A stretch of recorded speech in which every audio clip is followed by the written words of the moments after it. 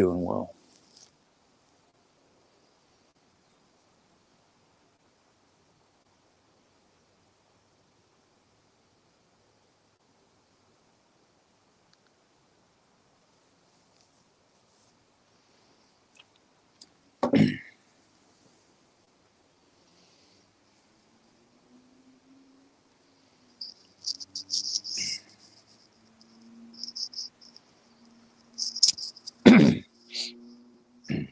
Excuse me.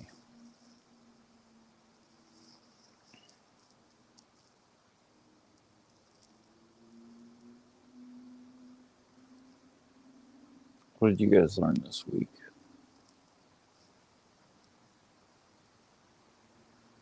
Or last week, I should say.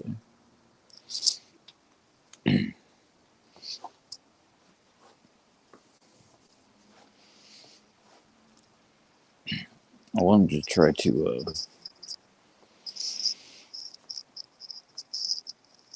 talk about this, do this stream earlier, but the real week's already over. But I figure I should still kind of close. And figured it'd be good to talk about because it's good to go over what a person learns.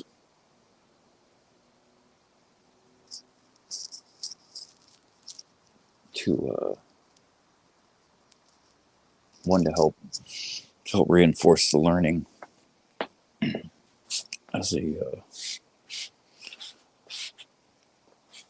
tool to burn it into their soul, to make an impression. But it's also good to share what a person learns.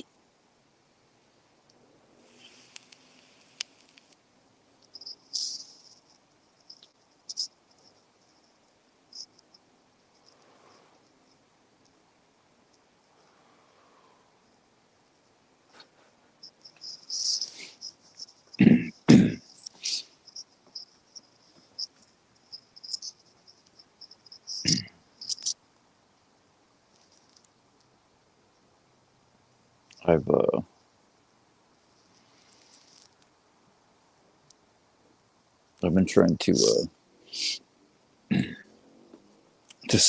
stick to a schedule of learning. I've been doing pretty well with watching lectures for the last 6 months or so.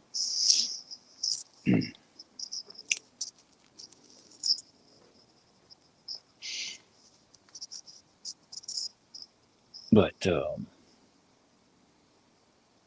last few weeks I've been trying to complete the weekly parasha, the weekly Torah portion,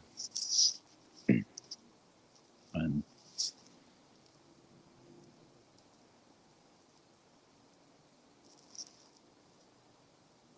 I definitely have a long ways to go. But a person's supposed to read it 3 times to burn it in. Twice with just a straight reading, and then once with commentary to kind of double check a person's own thinking to make sure it lines up with where it's supposed to be.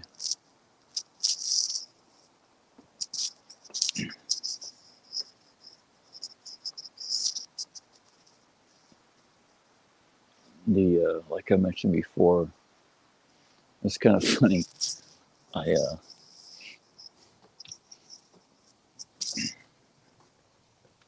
few weeks ago started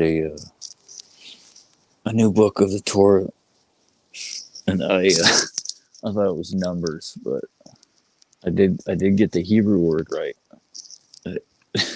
which is kind of funny. It's Vayikra, but it's not Numbers. It's Leviticus.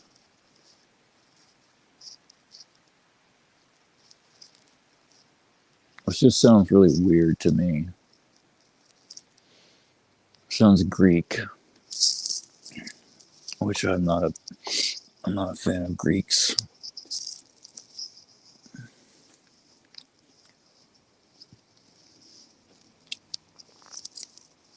Maybe you guys are. I don't know. But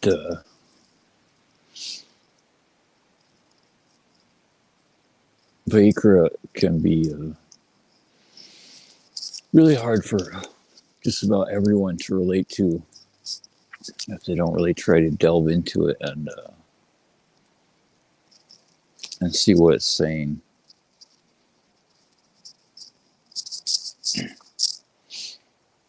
But especially hard for Goyim because on the surface there's like really not much that's relevant. I mean, even for a Jew, there's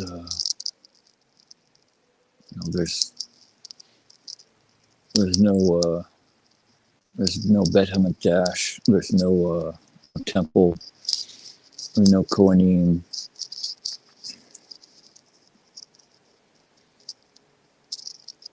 There's no sacrifices. But there's still a lot that can be learned.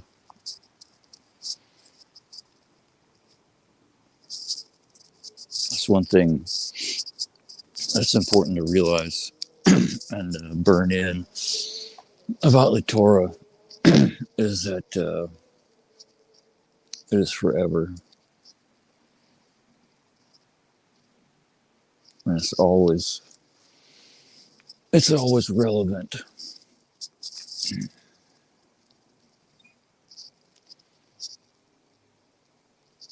There's always something in the weekly parashah that relates to both the world and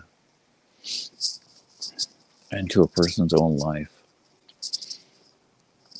If a person didn't know about the fact that the weekly Torah portion was a thing, and they watched lectures on a regular basis from a couple different rabbis, they would get the strange impression that they have like some kind of like mental connection or something where they all talk about the same kind of topics all the time, like every week.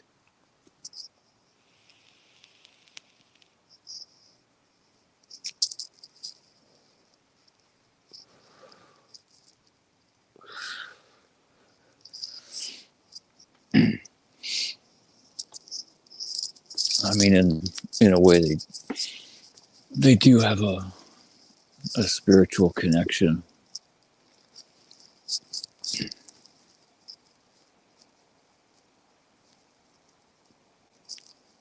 Both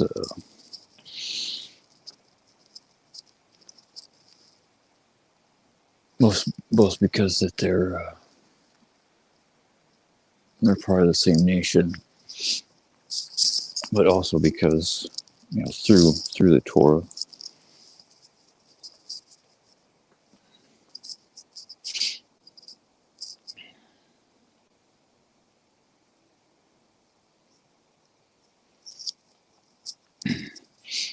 One thing that's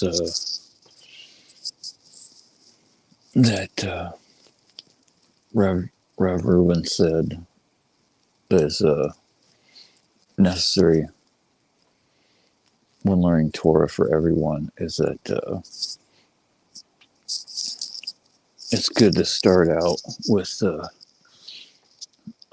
short a short session of Musar, of character development, like either reading a book of Musar from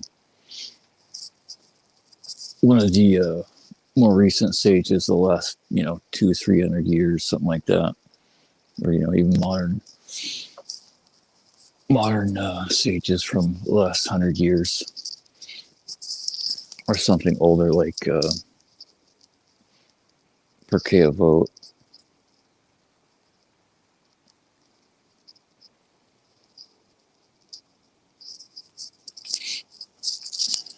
And to kind of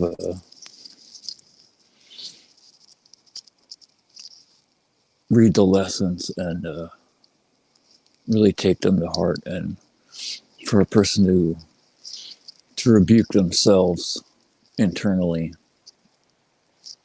like burn those messages in, and act as a kind of a reinforcement of and self-assessment of where a person is, where they need to be, and kind of humble themselves prior to really learning anything else.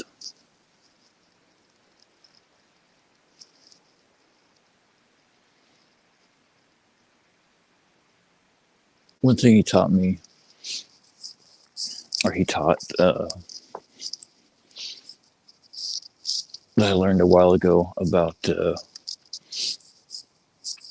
statements in the Gemara or Perkei Avot and the Mishnah, is that anytime one of the students of the previous generation's teachers would say that their teacher said, what they really mean is that they did, because they taught through how they lived.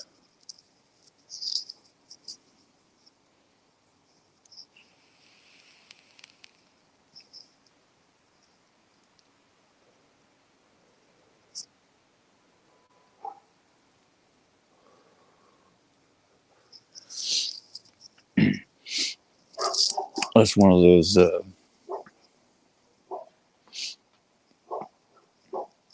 things about Da'at. Hey guys, how are you guys doing? Joshua and Lee, glad you guys are here.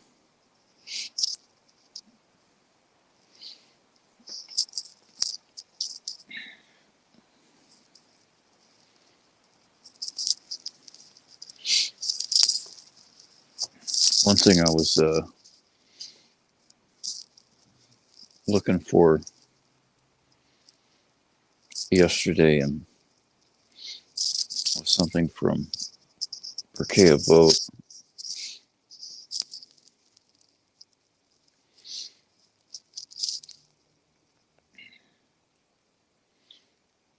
about something Reverend mentioned about Lashon Hara from I believe it's Rabban Shimon ben Gamliel. It says he used to say, "All my days I grew up among the sages, and I have found nothing better for the person." I think it's for the body, but it's hard to tell because it's a English translation. I found nothing better for the person than silence. That's Perkei Avot 117. And it goes on to say, study is not the most important thing, but actions. And whoever indulges in too many words brings about sin.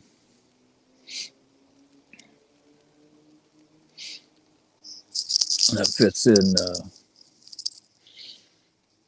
in really well with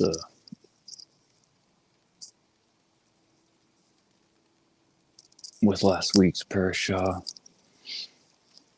I think it's Mitzorah.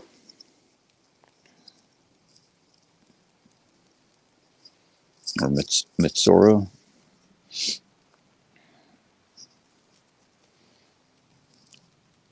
I think the English translation is leprous, but that's not really accurate.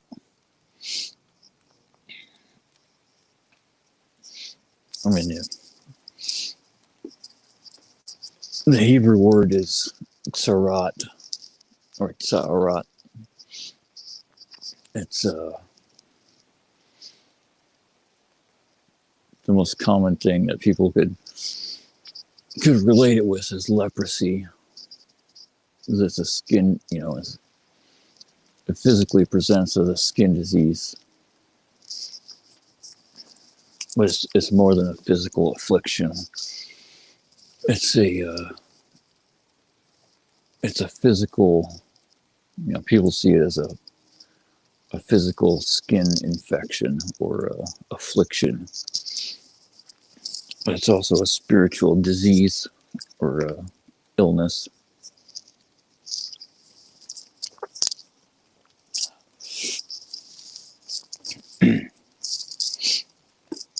Caused by when a person speaks lashon hara, evil speech.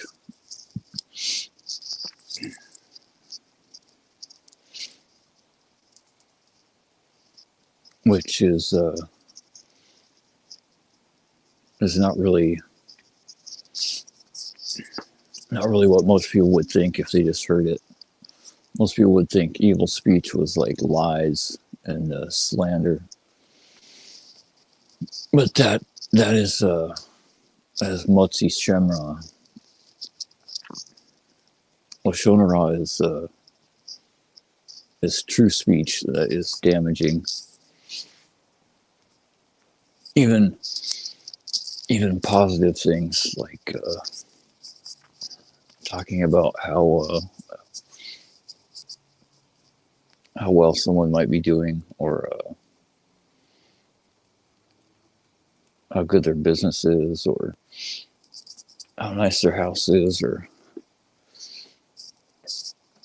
even how well someone's wife cooks. Anything that can cause jealousy or envy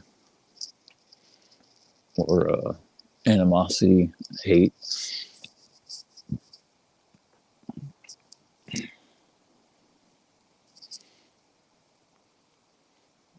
On the surface, it's not really something that's easily identifiable as something negative to people. Not without really toiling over the full ramifications and like secondary and tertiary actions or reactions and consequences to a person's words.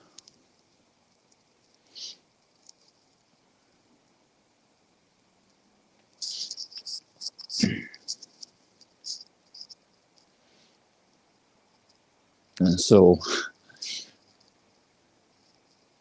it's said that the best thing to do, unless a person is speaking words of Torah, is to remain silent, or at the very least, aside from the necessary actions a person has to do to interact with the world, and the bare minimum of common pleasantries and social interaction, and whatever they need to engage in to earn a living.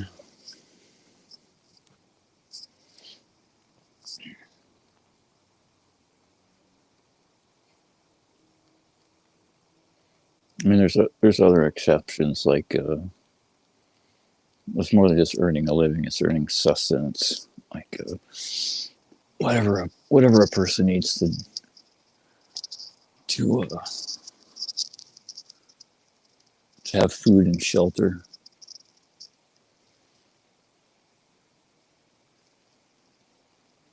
Constructive speech.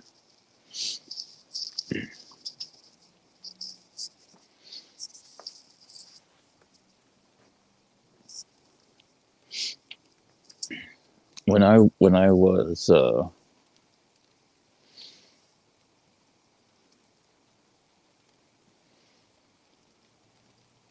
more more ignorant than I am now, which is probably not a whole lot, but before I really started learning Torah, the little that I did know, I always thought I saw like the common things that secular or the modern mind views in the Torah as like rational, common sense things that Bronze Age peoples who are pretty smart would come up with as a way for to have like healthy and constructive society or whatnot. So I viewed things like the laws of kosher and the stuff about Surat, which most people in English translate as leprosy. I thought it was just like like old like doctor, early witch doctor kind of stuff.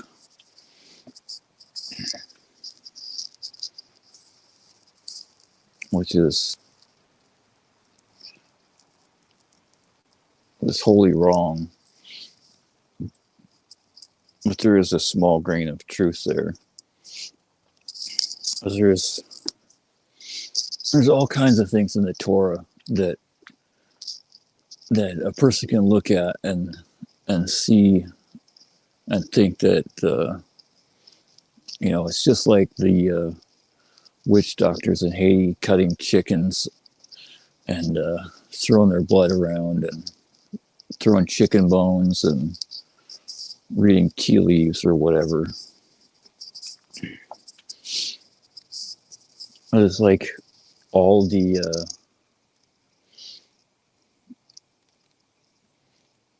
pretty much every nation has like some small shred of the truth that's in the Torah, but it's all so corrupted with absolute filth. And any shred of truth or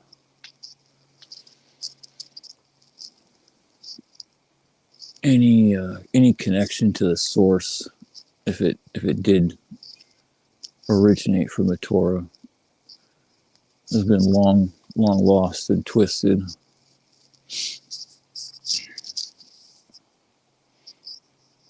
And now it is either mixed in with the will of the Satan or originates directly from from him, what they call the Sitra Achra, the other side of holiness.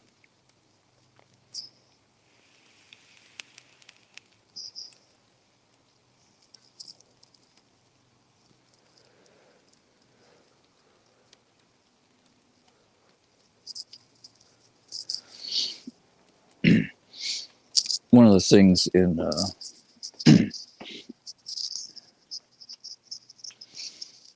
in Leviticus about the laws of Tzara'at that a person won't fully understand without a teacher that really, learns from the Masoret of the sages, and that has a grasp of uh, of the holy language. Is that the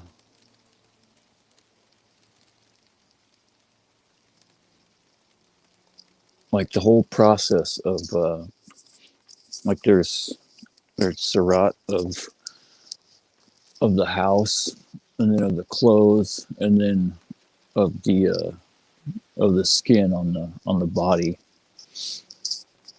and it comes in that progression. At first, it will infect the house, and then it comes on the clothes. If a person doesn't do teshuvah and stop speaking lashon hara, and then finally on the flesh, on the body, inside the person, because even though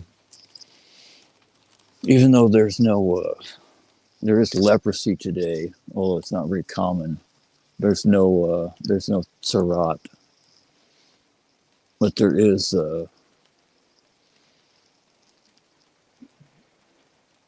are substitutes. There are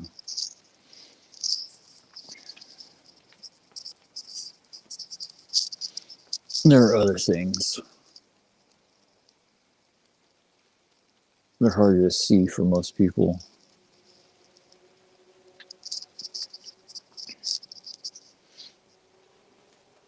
And so the affliction, like the house, it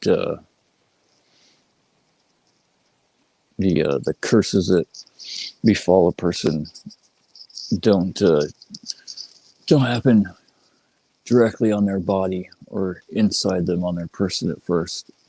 It comes, comes around them, like in their proximity, or either at work or around them where they go, with their neighbors, through like unpleasant interactions or inconveniences, or loss of money, or maybe not quite that soon. It's probably somewhere in between the house and the clothes. But then eventually, if a person doesn't do teshuvah and stop speaking lashon hara, then it becomes closer to home, closer to the body. Then it affects more of their property. But the thing about the language that is impossible to grasp without a really accurate understanding of Hebrew, of the Torah, and a teacher that will explain a person what certain words mean, certain essential concepts and fundamental understandings that are crucial are totally lost. Like the fact of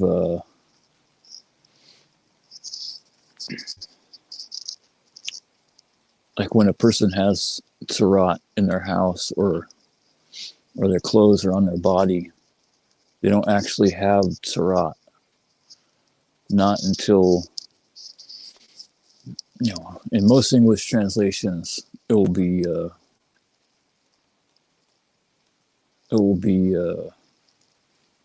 translated as the priest, but it's not a priest. It's a kohen. until the Kohen comes and inspects the either the home or the clothes or the person's body. And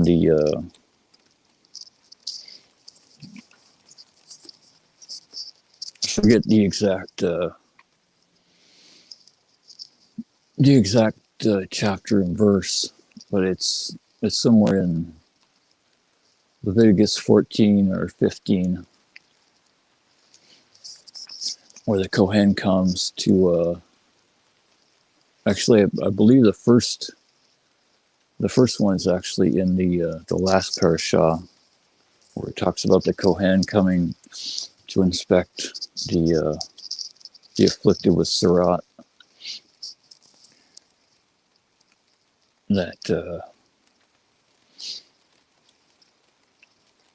But it's not quite as clear then. But in this week's parashah and in Matzorah, it's laid extremely clear where the Kohen comes to inspect the home that has Surat. If when the Kohen hears, he sends word before he gets there in advance to have everyone remove every item from the home, because as soon as the home is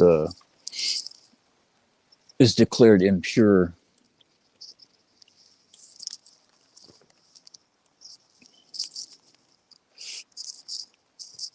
I believe the Hebrew word is tameh. Tameh is like the word for a person or item that is impure. Impurity itself is tumah.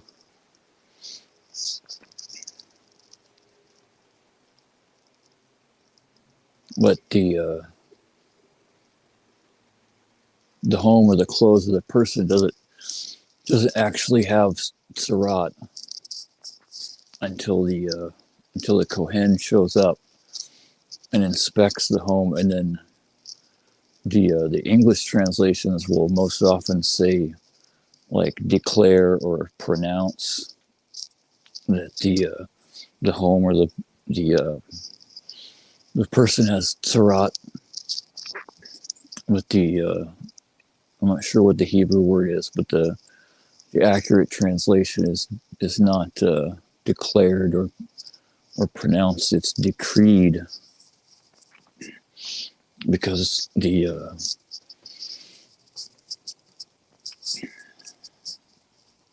Kohen has the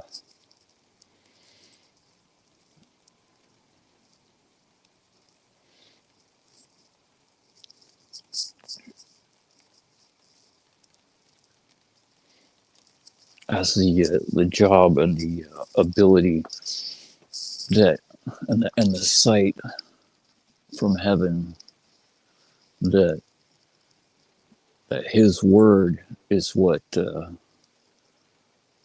makes and decides whether it is Surat, and exactly when the the home or the article of clothing or the person is declared impure.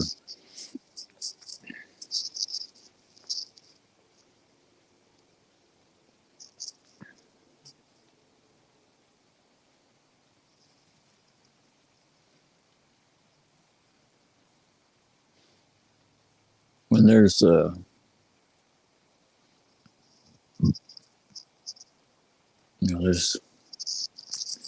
there's no Bet HaMikdash now. There's no temple, and there's no. I mean, there are people that are descended from Kohanim, but there are no anointed Kohanim.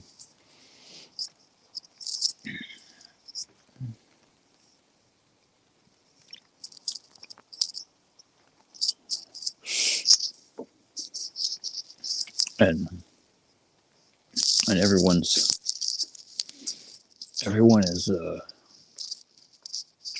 everyone's impure anyway.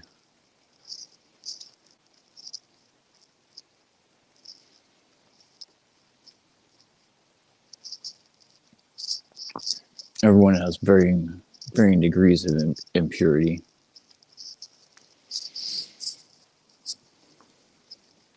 But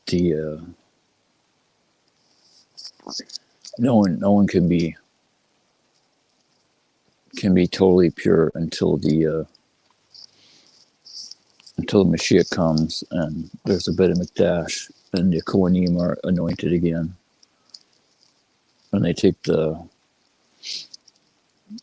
slaughter the red heifer and then take the ashes and then sprinkle it on the people, sprinkle the water.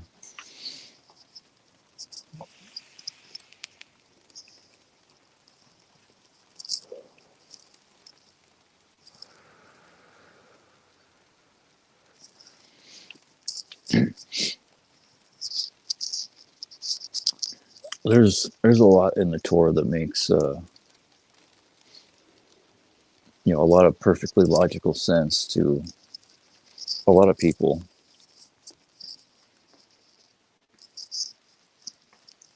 Although these days there are a lot of people who try to fight a lot of it because they're so impure.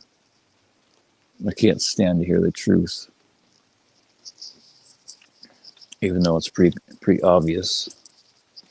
And there's more that's not too difficult to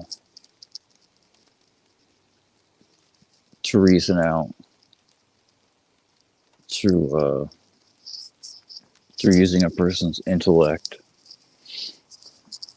and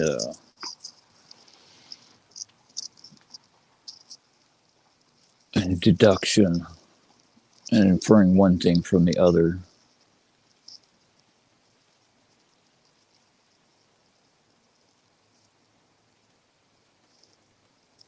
But even with all that, the number of reasons for every single law in the Torah is so far beyond people's grasp.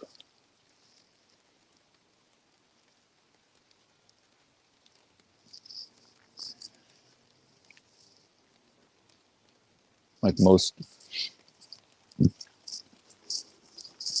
people, even that study the Torah with all their heart and complete Yirat Shamayim, fear of heaven, all their life. Most of them only managed to get to a few of the reasons for a lot of the things. There are a few people since time began that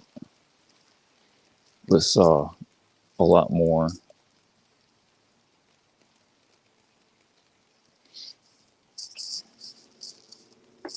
But there's not too many. But even those people, they couldn't see all of it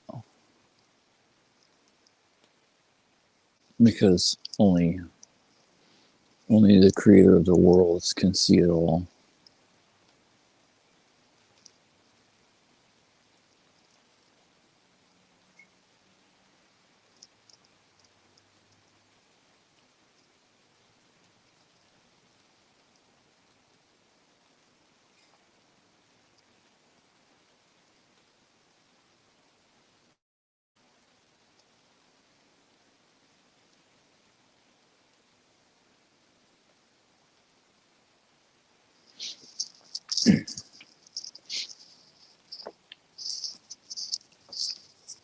Then there's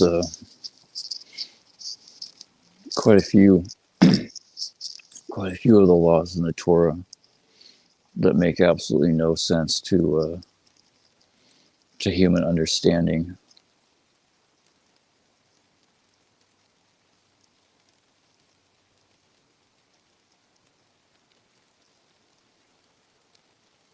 Or at least in some way.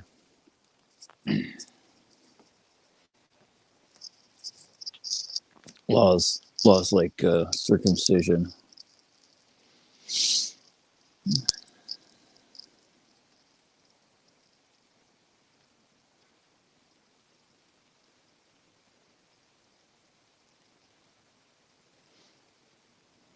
But then there's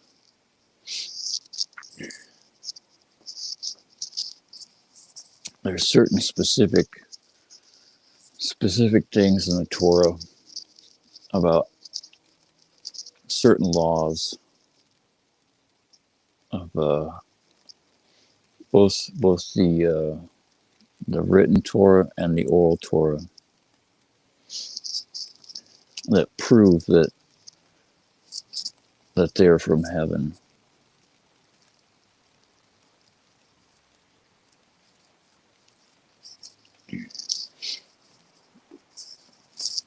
Laws like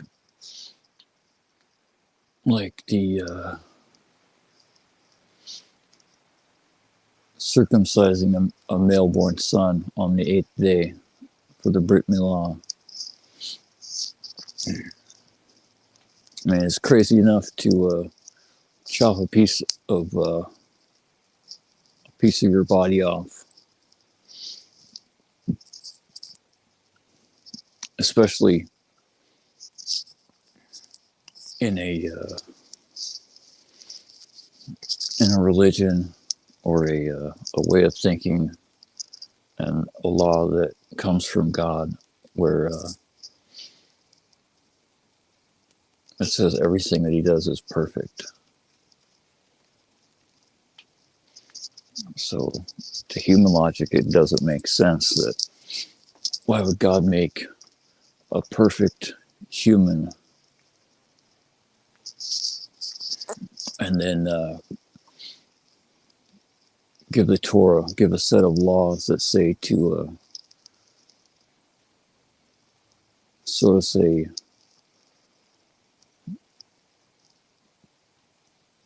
alter that perfect human, especially when there's also other laws that say that you're not supposed to cut or deface the body.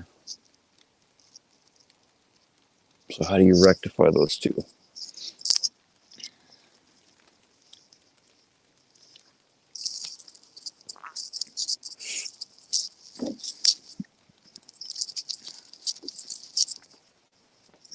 One of the ways to one of the many to know that the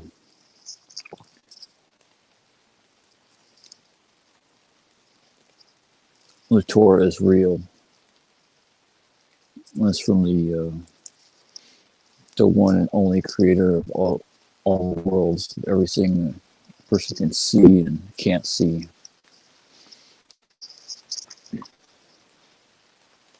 Is that the reason why the Brit Milah has to be done on the 8th day is because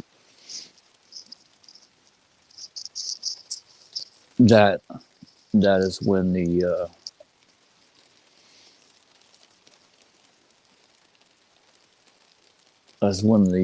newborn child has the most amount of vitamin K that will clot the blood so they don't bleed to death.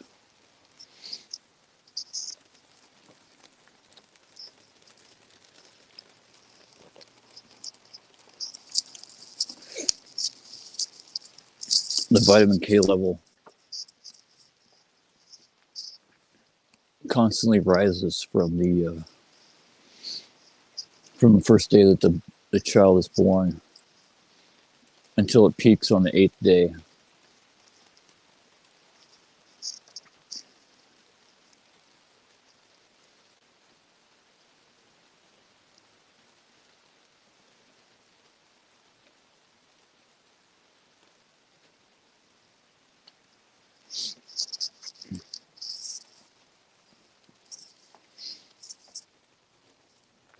The other the other significance for the eighth day is that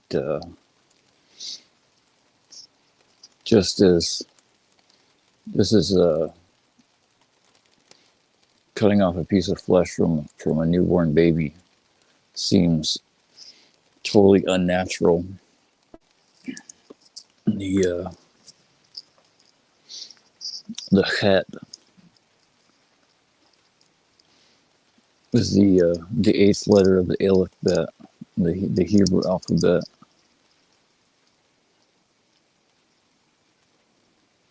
And the number 8 signifies that being above nature, above common sense, beyond human comprehension.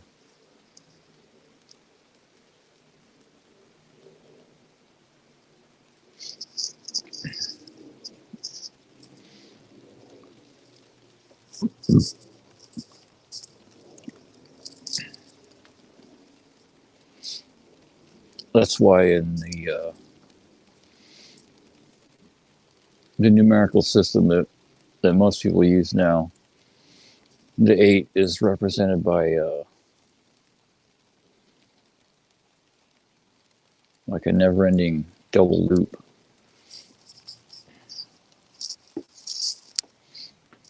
Just like a smaller version turned 90 degrees as a symbol for infinity.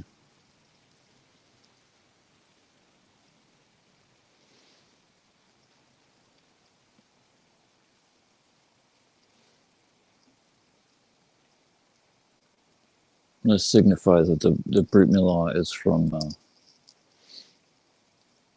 only thing that is beyond time and space.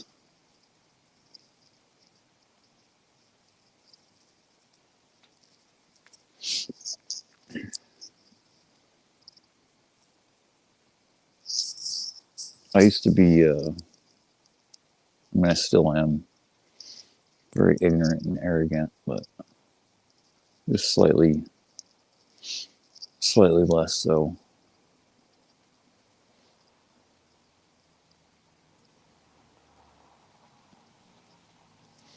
The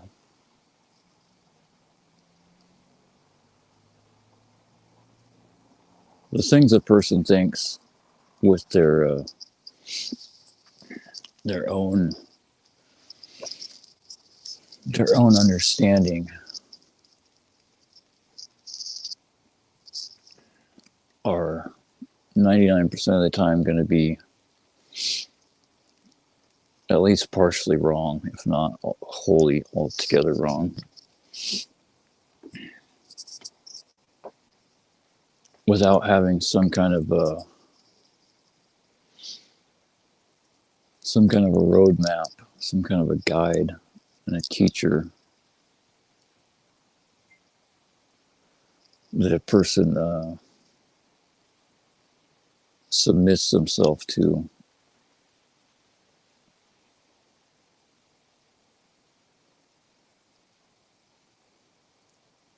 They're doomed to failure because a person's, for one, the person's own ego, no matter how much they try to keep it in check, is its nature, and the tricks of the Satan are very sneaky. Will always hide themselves and come in all kinds of ways, convincing a person that they're right, even if they're wholly 100% wrong.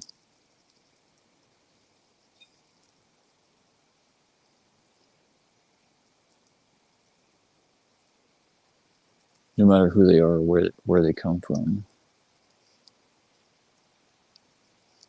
I mean, a person shouldn't submit to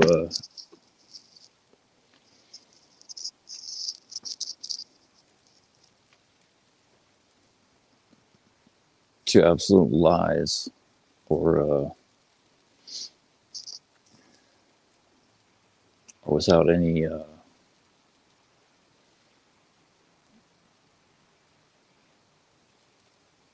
rational or I don't know if I should say rational, but without any kind of deductive process.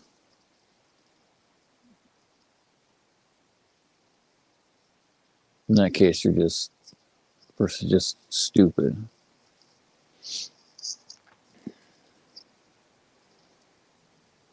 Well, there comes a certain point where real progress becomes impossible without admitting that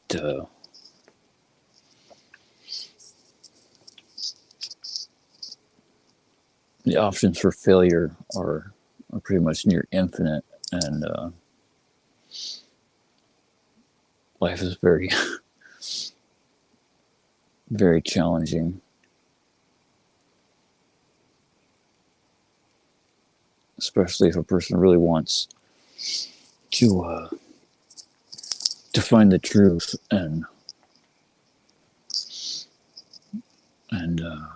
bind themselves to the will of God.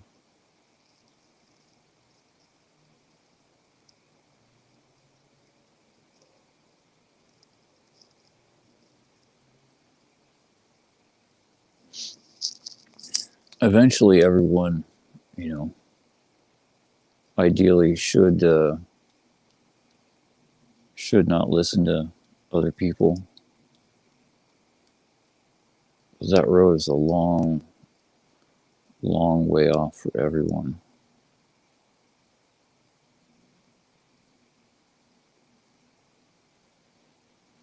Everyone has the ability to reach that point. Even goyim.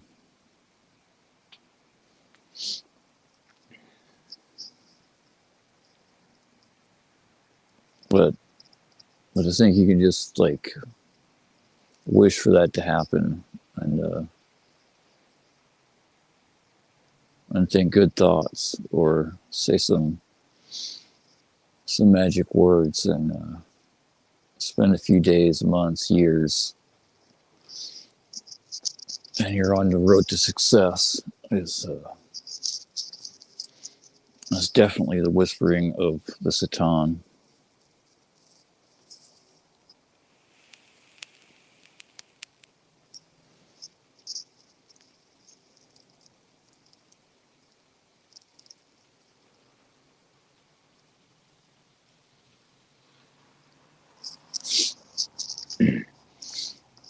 As most people, even if they honestly set out to do that and try with literally everything they have, will never get to that point.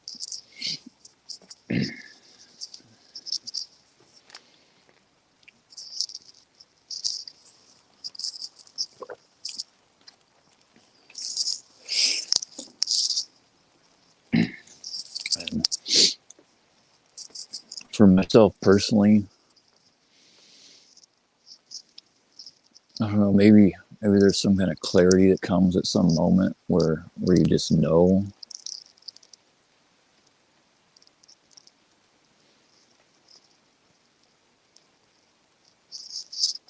But I would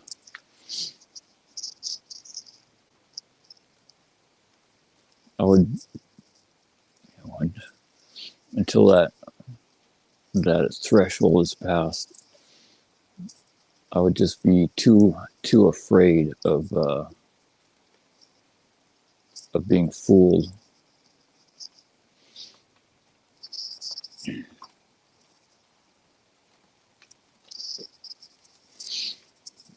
Of having the Satan use my own ego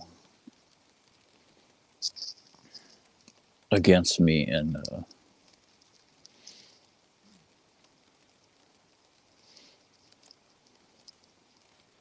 see, that's how it works.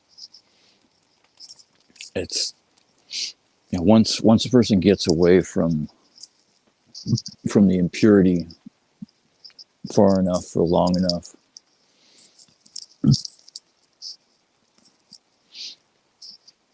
a person's evil inclination grows and learns. It's like the as above, so below. It's like the heavenly origin point for artificial intelligence.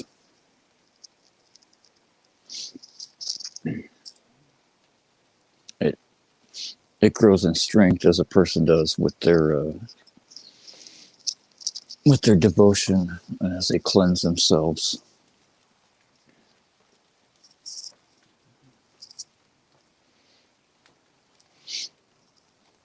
And without constantly being on guard and just being absolutely scared to death of that fact. And I was looking in the cracks and the crevices of a person's mind and soul for those insidious whispers that come clothed in truth.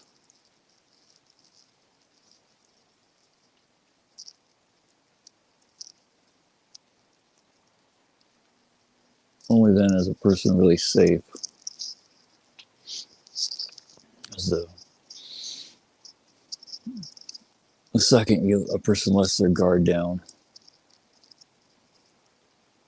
or they misidentify one thought in their head, that's all it takes. And most of the time, it's not an immediate act; it's a slow progression. But there's one crucial moment that goes wrong, one wrong choice, or one utterance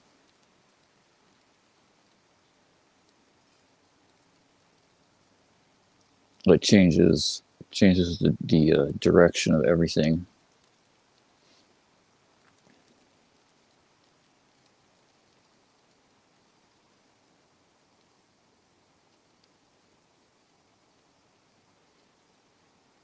And then one day a person wakes up and they're saying something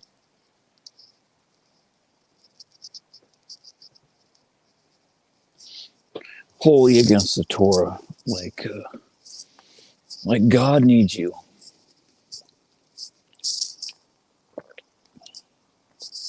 or that God loves the gays.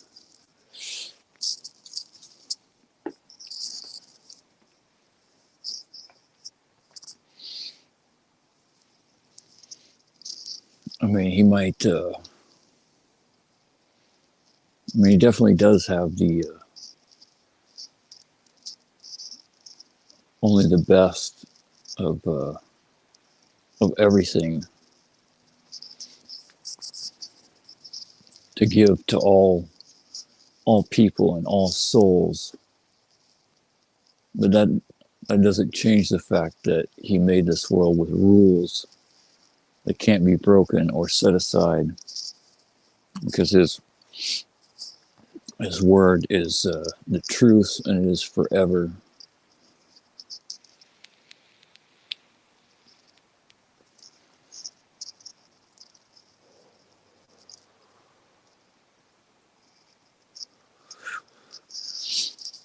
There's no changing it. There's no broken promises.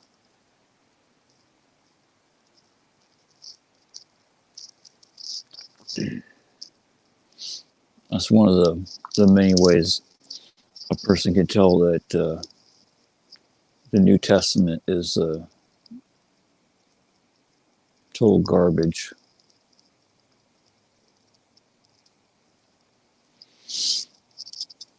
That it fulfills nothing other than a lot of the curses in the Torah.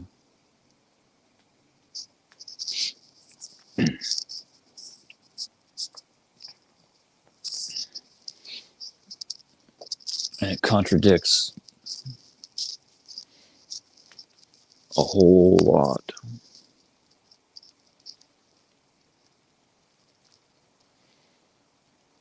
And of course, there's truth in everything.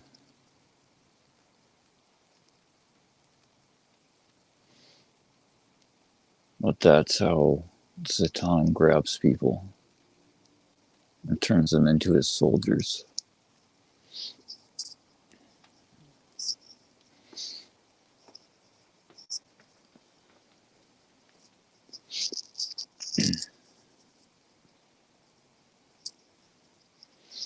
One clear way to know that there is no new covenant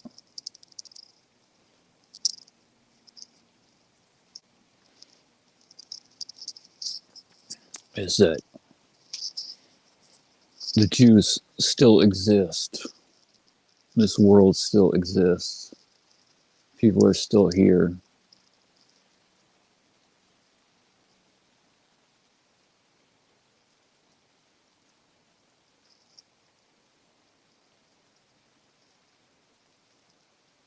If God had ever given up on his firstborn, nothing would be here at all. We wouldn't be having this conversation. You wouldn't hear this.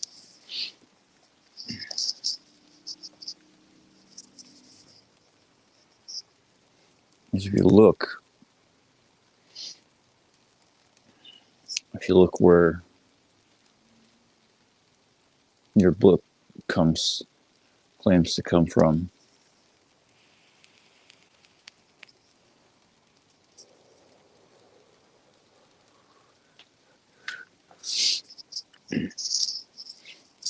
the evidence that it's false is all over.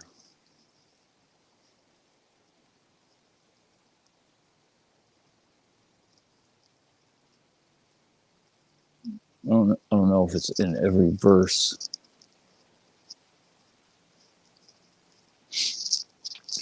but it's definitely all over the Torah and the Tanakh.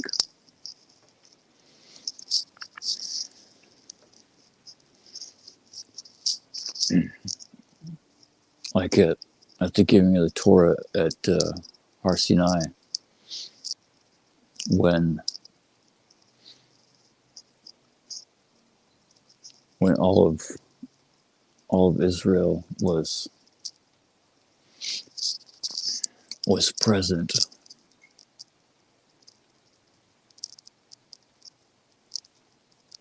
and God opened up the heavens. There's nothing else there.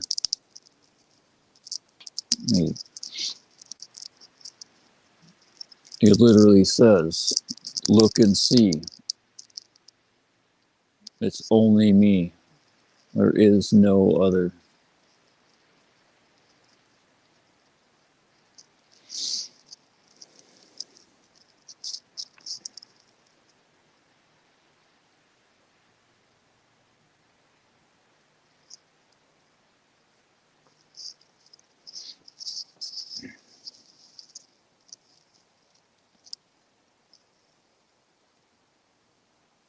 And if this hits close to home, and if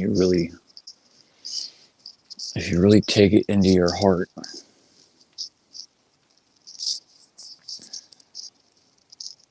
and you see the truth,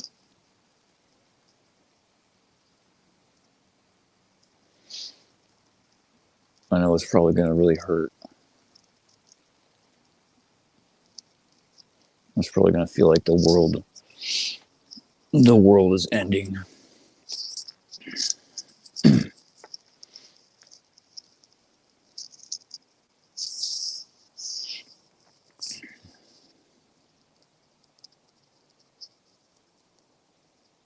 But it's not.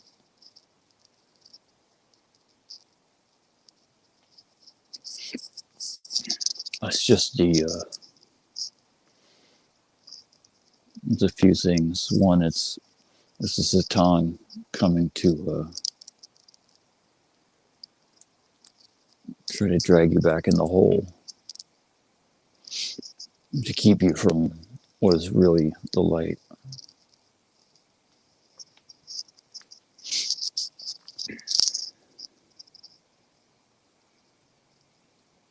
And not a reflection in some mirror.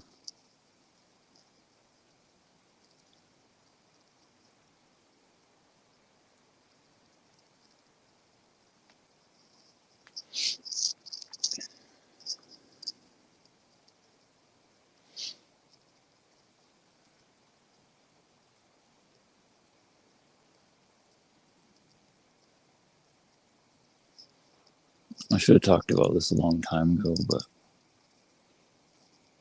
I just didn't have the guts and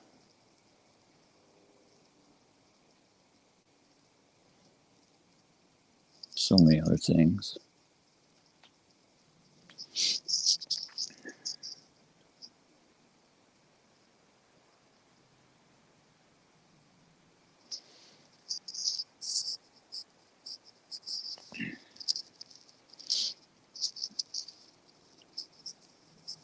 I mean, if you look and see, the truth is there in the Torah.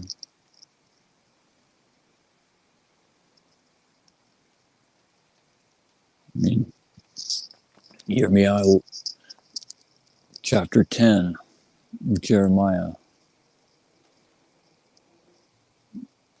he restates that there is no one else.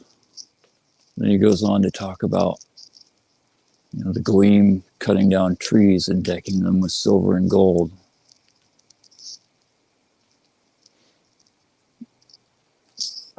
And using the analogy that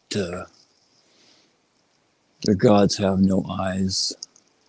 They have eyes but do not see, mouths that do not speak, and ears that do not hear. And likens them to a post in a field.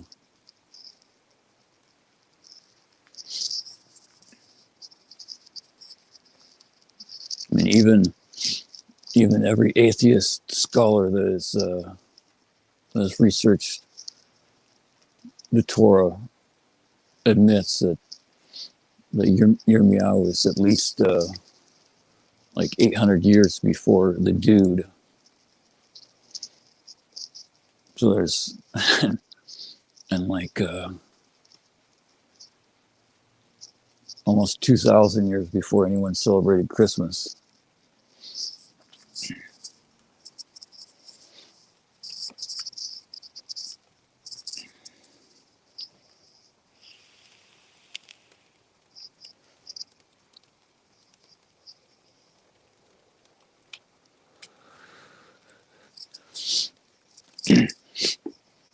And then one of the most clear things, at least to me, is that no graven images.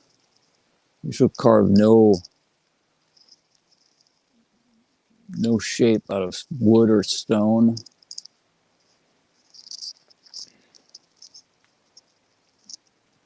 And that's all the people that cobble together the New Testament. That's all their unholy undertaking in every structure and building and every person that had devoted themselves to that endeavor is covered with all those things.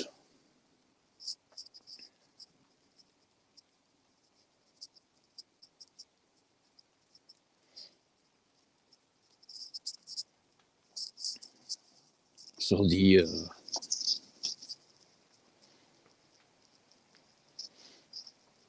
mean, even most Christians admit that the Catholic Church was and is totally wrong. So how could you believe anything that ever came out of them? And all they were was the Roman Empire.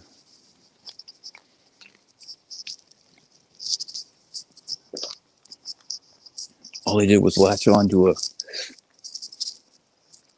a new cult of Jewish heretics and decided that it made more sense as a way to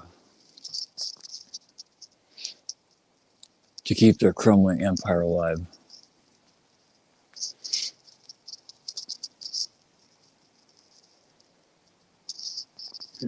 And then they turned every pagan cult and fake holiday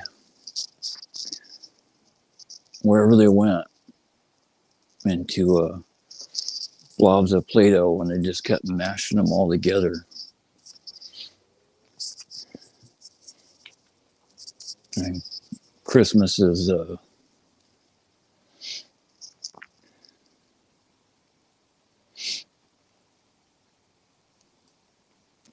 basically Saturnalia,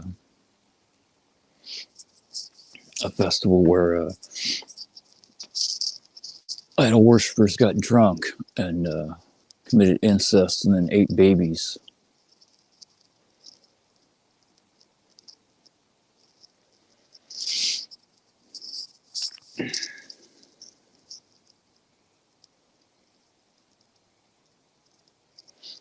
And over the years, every place it went, it sucked up a little more impurity.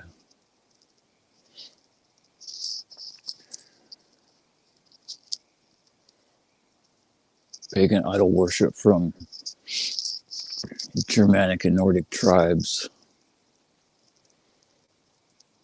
and the Festival of Yule in England.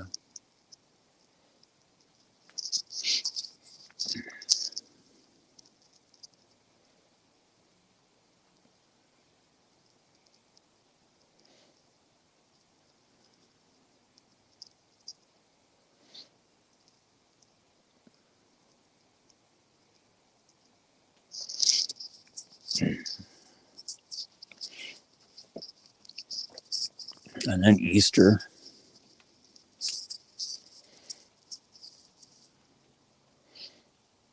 I mean, the Goyim aren't even supposed to have holidays.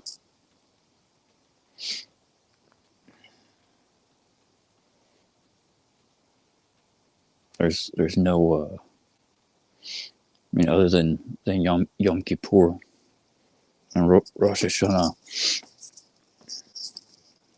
which are for everyone.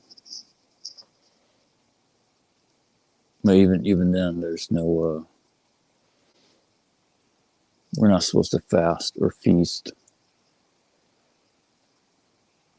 And there's a reason for that.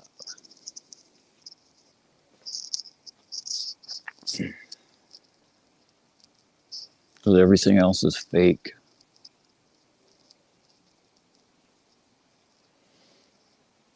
And if you want more, you have to go all the way. You have to join his nation.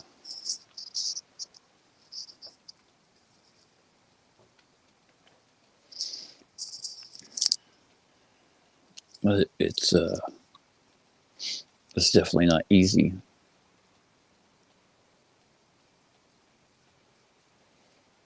Not if you really do it. I mean, anyone can.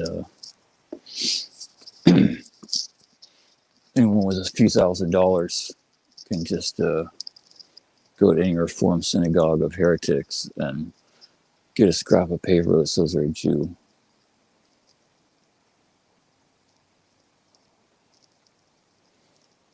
But if you're honest, you know that is about as worthless as US dollars or toilet paper.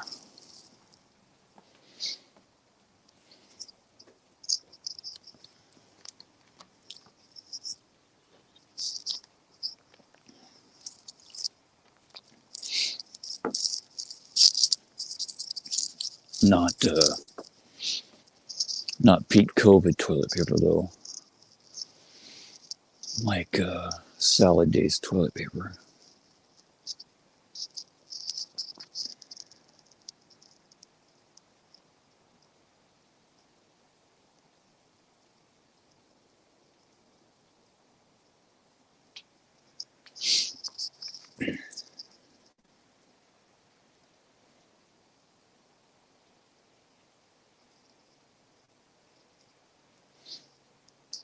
I mean, the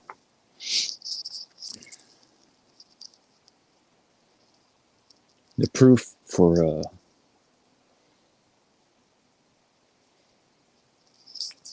the goyim not having holidays is also everywhere in the Torah, specifically for Easter, Passover, which is not Passover, it's Pesach.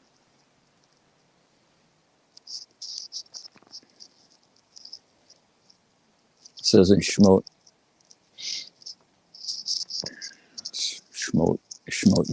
Yud Bet,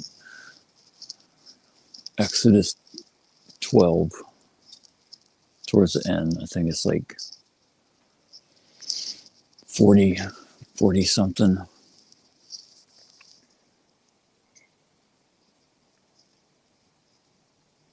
That no one,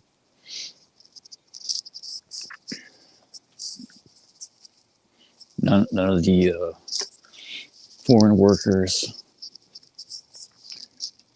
or hired help are to observe Pesach. And some will argue, oh, but it says the Gur.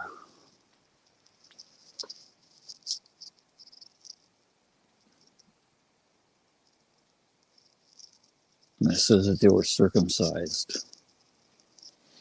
So obviously that means that they were converts.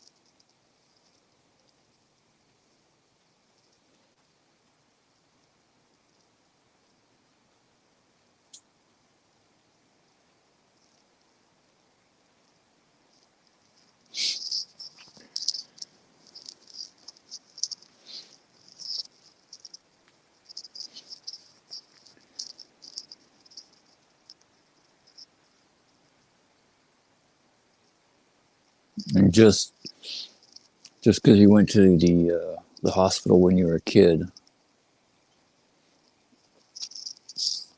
and you no longer have that flap of skin, that doesn't mean you're.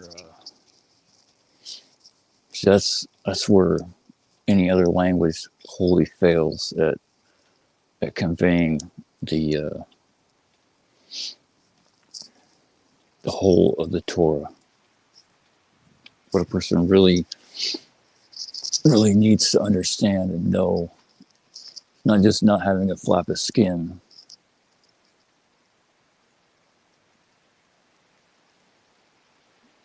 It's having a Brit Milah.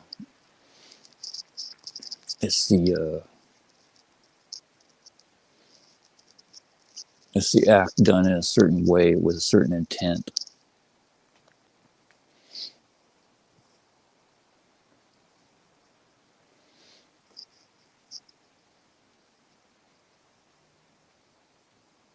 Because a surgical procedure is not a Brit Milah.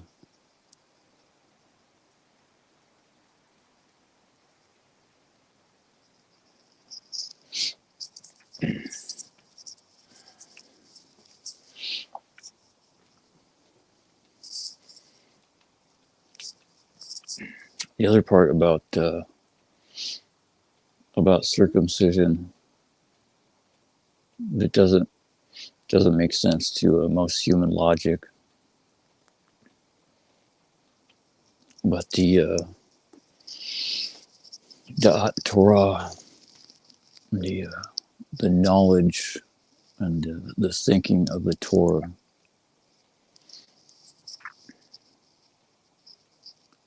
is that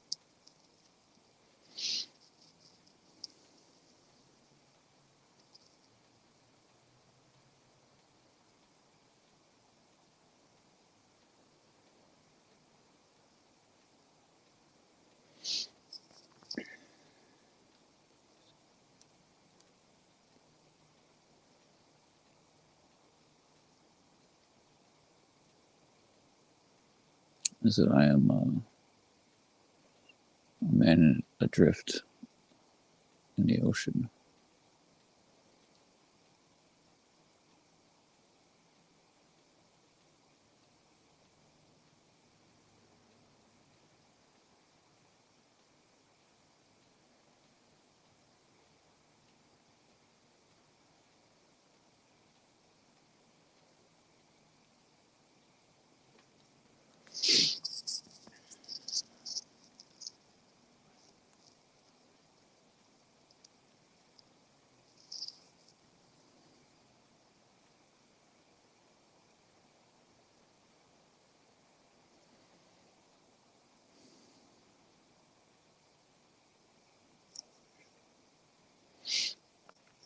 is that although God's creation is perfect,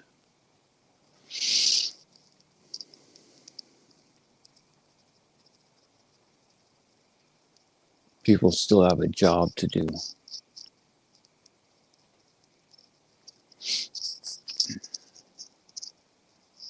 People still have to refine themselves. No one comes to this world perfect or complete.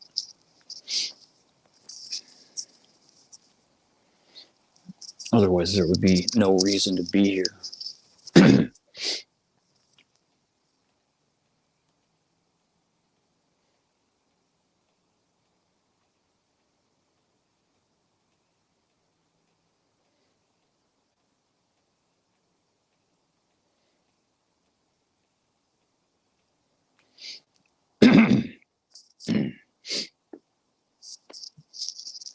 So just like a person has to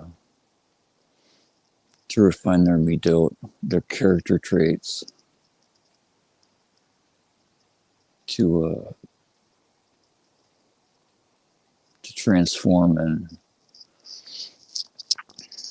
and use their animal instincts into or animal inclinations and desires, and transform them into the service of God. So too, they have to perfect the body.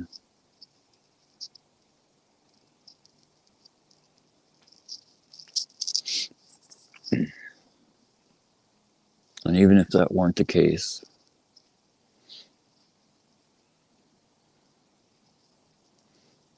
it's in the Torah, so it's a law.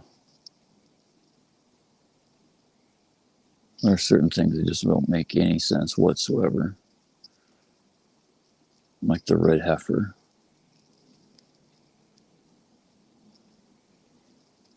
You burn a cow with only red hairs, and then you gather the ashes, and then you put them into the water, and then you throw it on spiritually impure people, and all of a sudden they become purified. But if any of it gets on an anointed Kohen who is pure prior to that moment, he becomes impure.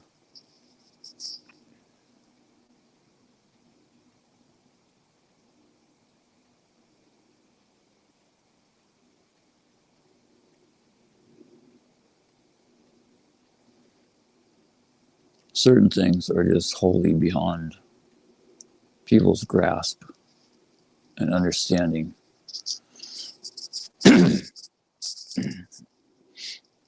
And the most important, simple reason for that is if they weren't, then God wouldn't be God. He wouldn't be the creator of everything, the master of the universe, and the source of all blessings and curses. And people wouldn't be people.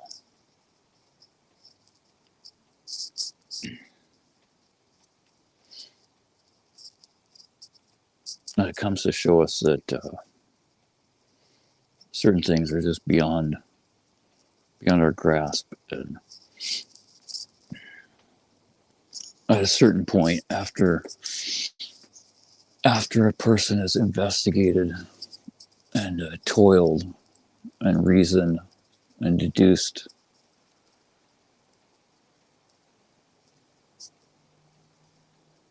they have to submit to authority for their own good.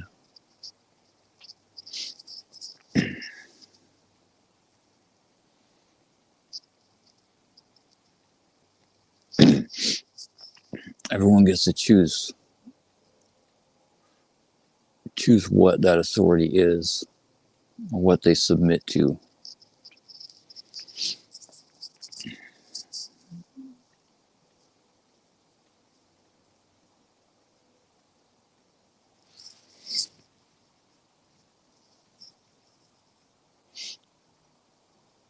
But there's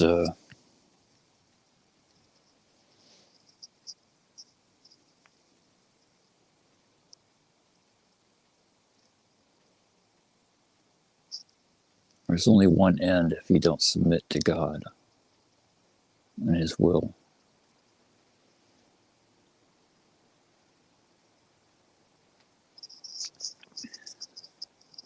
I mean, there's actually two, but if you hold out forever, there's only one.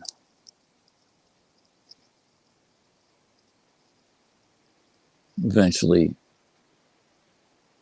He's going to see that you're not going to do teshuvah. And He's just going to pluck you out of the world so you don't cause any more damage, both to yourself and to the world and other people.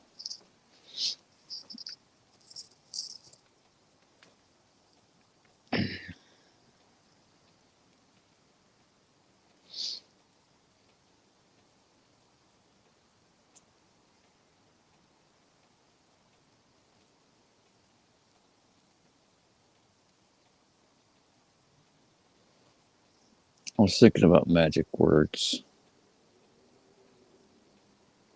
Lots of people like magic words.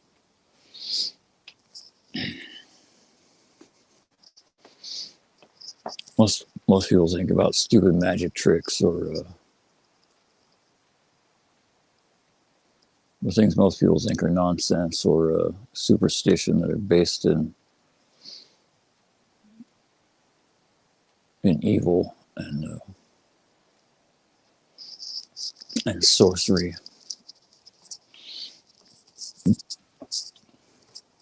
That if a person really knows what they're doing, are definitely real and definitely work, they're definitely not good. And the price is definitely not worth whatever is born out of those words or those acts.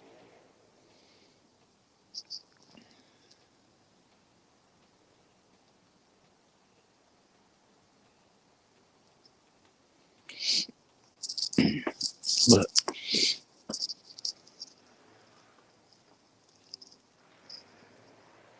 I don't like using the word small miracles, but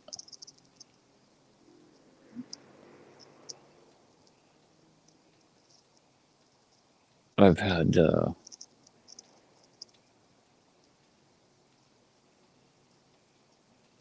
some pretty good success with some magic words lately.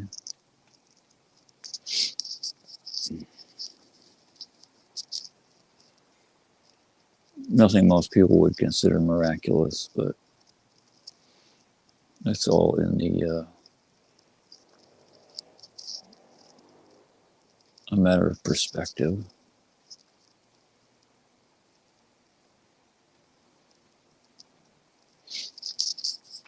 Before I did that stream the other day, I had been, I think maybe even before I had that dream,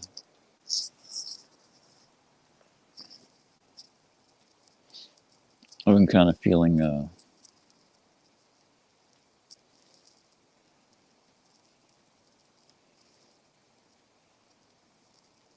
this strange sense of like just a great deal of insight and assistance with a lot of things, especially learning, combined with a lot of interference and annoyance with stupid stuff and quite a few times where I felt like I really didn't pass the test that well.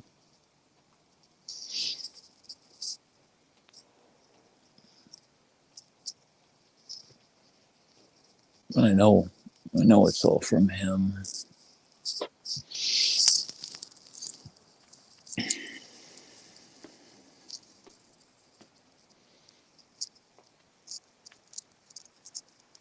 and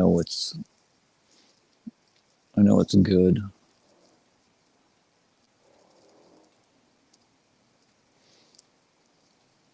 but I just kept getting the feeling like I wanted to submit like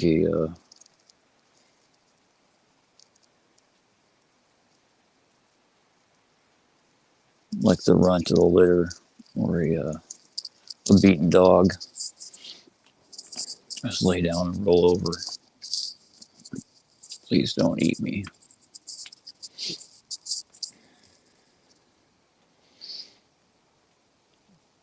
And somewhere around that time, I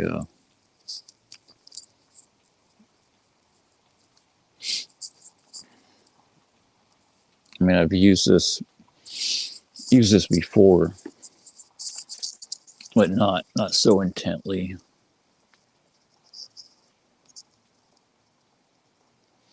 But it seems to work really well. Anytime I would have a problem doing some small task, getting frustrated, I would just say quietly to myself that I'm nothing. But the key is not the words. I mean, words are important, but it's knowing.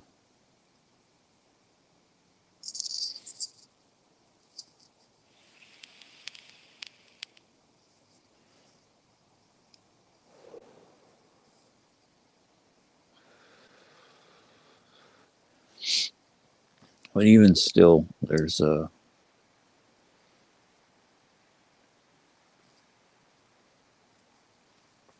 sages have a good phrase I like when they want to talk about something, usually something negative, like the Shonara, or pride, or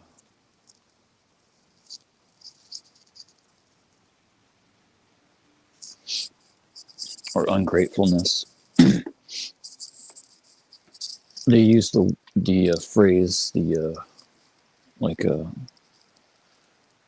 qualifier for whatever they're talking about, like the dust of Lashonara, or the dust of arrogance.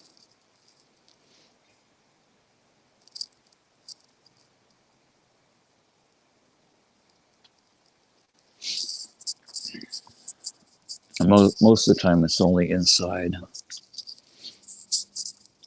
like in my head.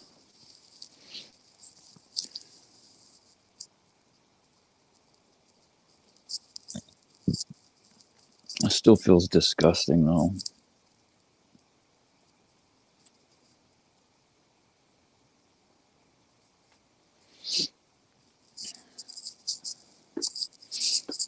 And that is good. That is good. I mean, it's not really good that I still, that anyone has those kind of thoughts, let alone acts, which I unfortunately still do occasionally. Usually that manifests through anger, or not being sympathetic to someone.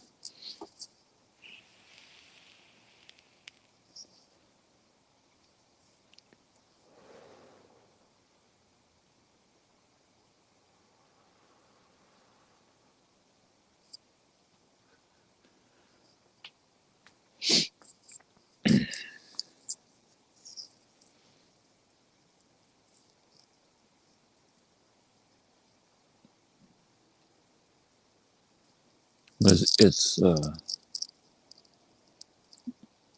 good because I realize it. And if a person doesn't see those things, they can't acknowledge them and try to to shave off the corners and polish the edges.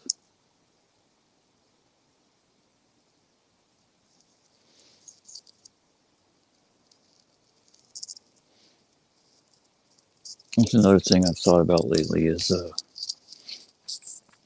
Doug's comment about how the etymology of the word jewel is from Jew.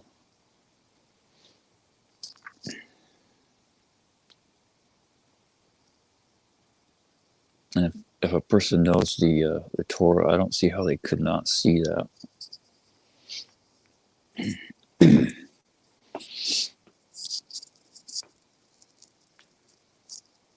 Because there's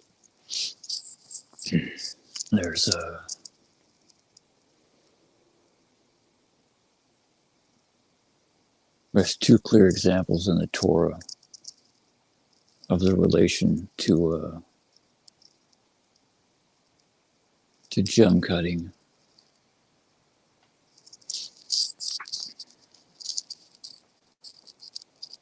At least in a way.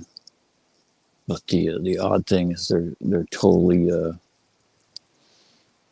the inverse of each other.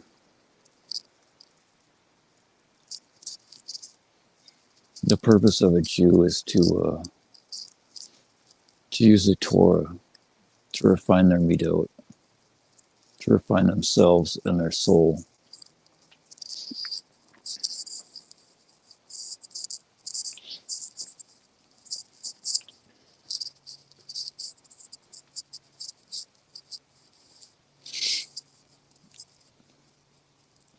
Fulfilling their purpose in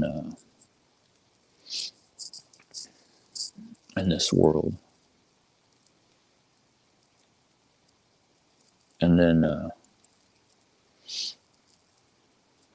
becoming one of his precious gems in the children of Israel.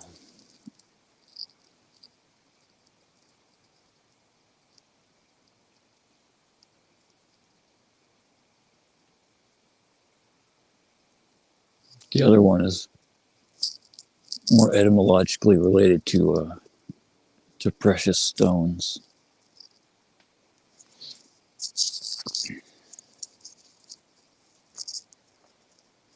But it's the total opposite of what I mentioned before. It's the word for what happens when a Jew, I believe, makes one of 36 sins.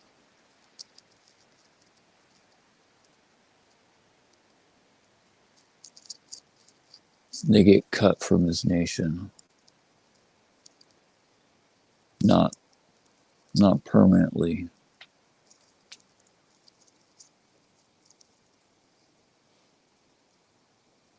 He's still waiting for them to come back.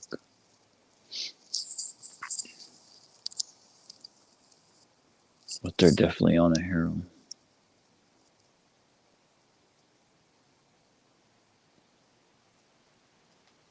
Until they do teshuvah.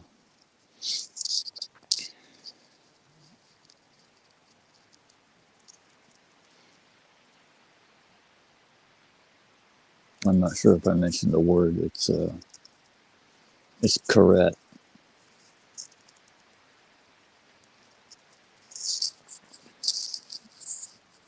I mean, it may not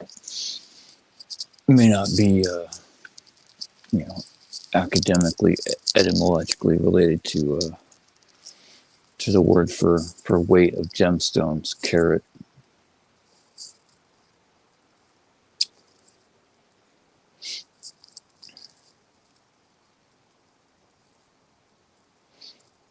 But as far as I know, that's exactly what karet means. It means cut.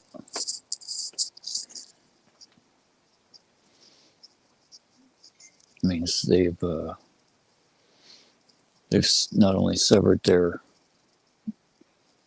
connection to his nation, and therefore they can't be counted or be a part of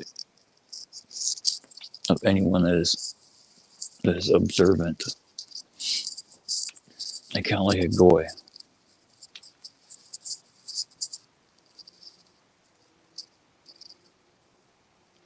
And the sad truth is that they are. The Torah says that they're judged worse than a goy, worse than a wicked goy.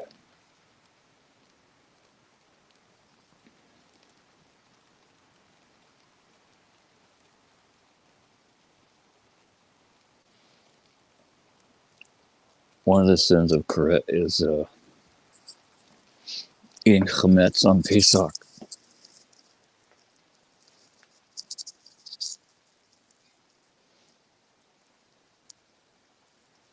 which is coming up very soon.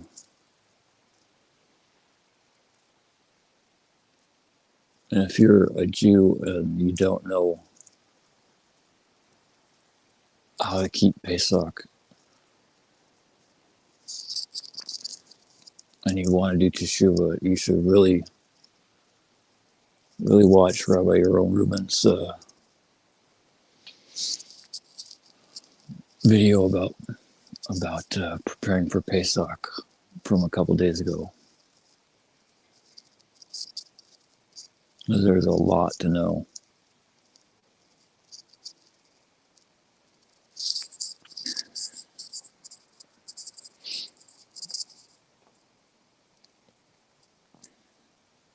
And you definitely shouldn't and can't learn it here.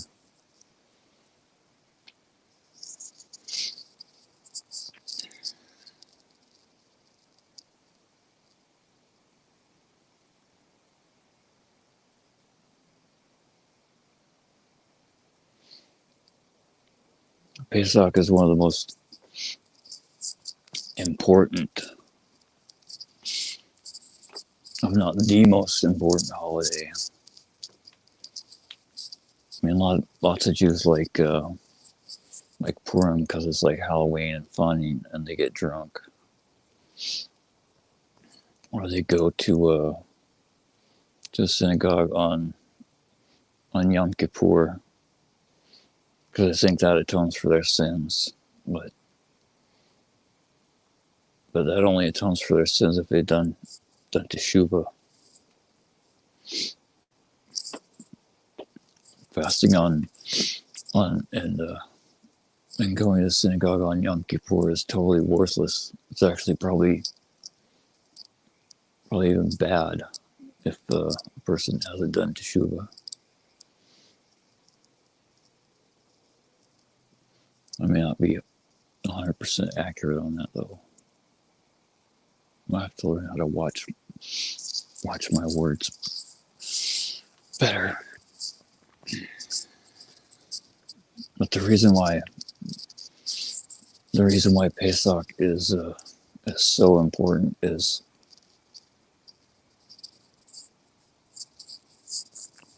because it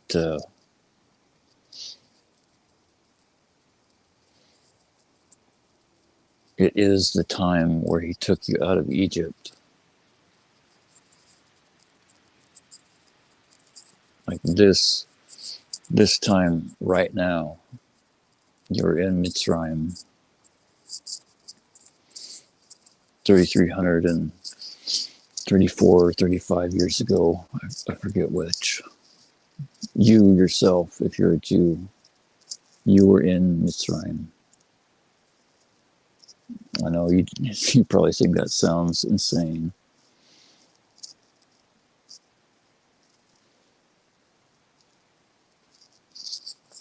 But all the souls that were there were all the Jews that are now, and maybe even some that aren't. Sometimes a person comes back as a goy in order to to convert in order to fulfill the whole of the Torah. There's no way a Jew can convert because they were born a Jew. So the only way that would happen is for Gilgul, for a reincarnation. And the way that, this probably doesn't make any sense either, but all the garbage that they teach in Hollywood and in most everywhere is total garbage about the beginning, about Adam and Hava.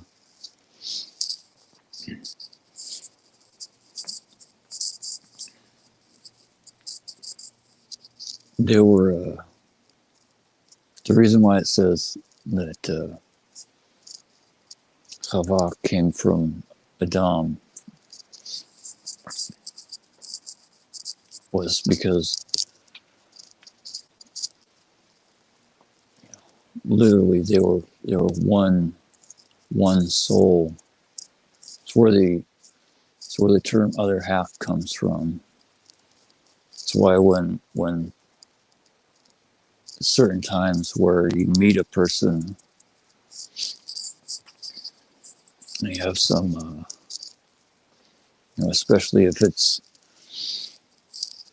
your wife or if you're a woman, your husband, and you feel like they complete you. That's because they do. They are your other half, literally.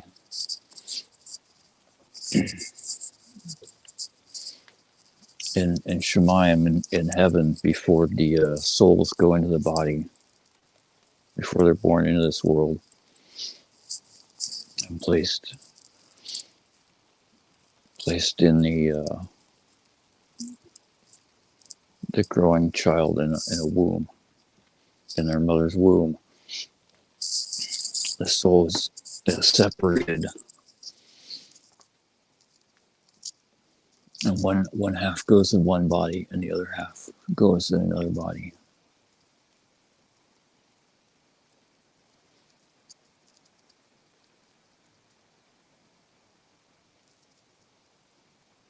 And there were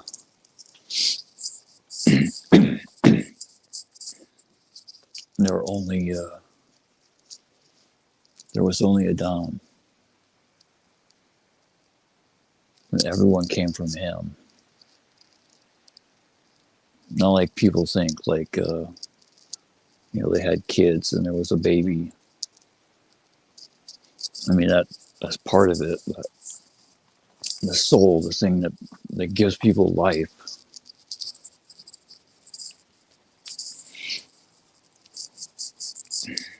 they all the souls came from him.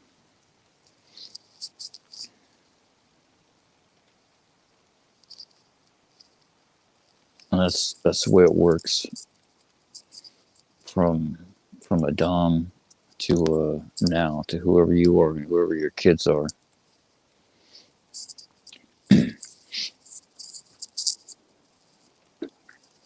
At least to a certain degree.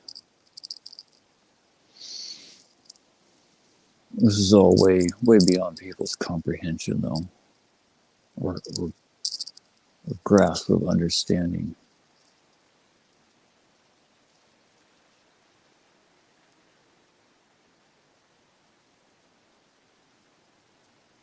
But all the souls of the Jews were at the giving of the Torah. They were all in Egypt, slaves to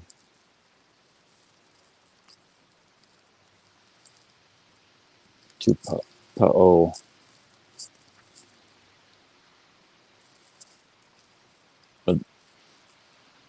but more so than that, they were slaves to their own desires.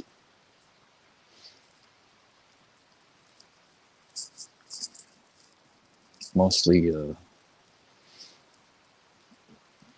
disgusting, horrible things. Not probably not too much different than how most people live today, except without cars and cell phones and machine guns.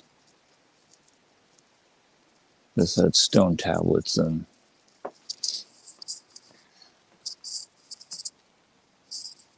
pyramids.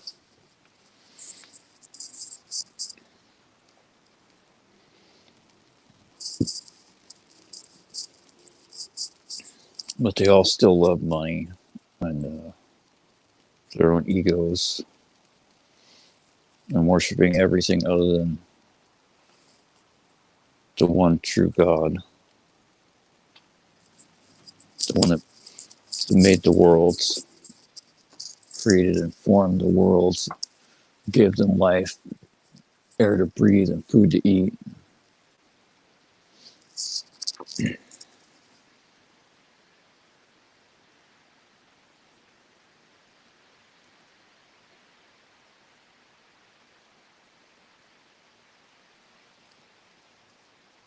And if you're a Jew and you don't like you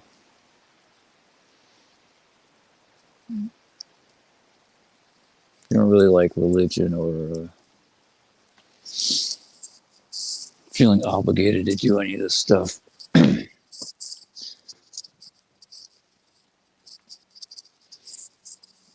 there's a reason why. You put a bunch of roadblocks before yourself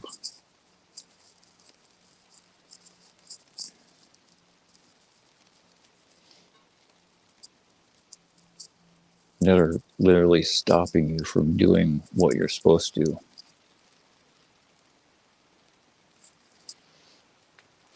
From fulfilling your purpose.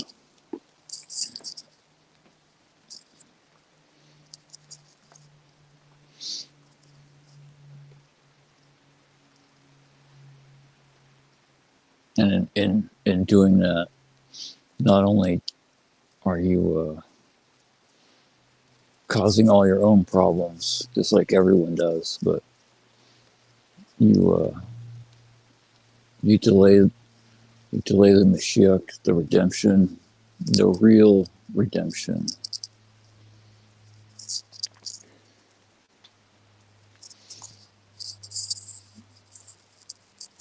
And by living like a goyim or a goyot, you're going to eventually, if you don't separate yourself and live like a Jew, like a B'nai Israel,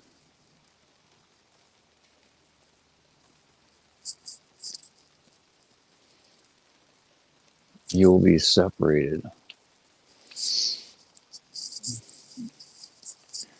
by His hand, just like He took you out of Egypt.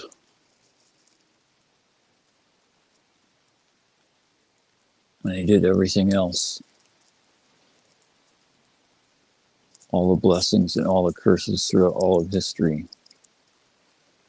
It's all been for you.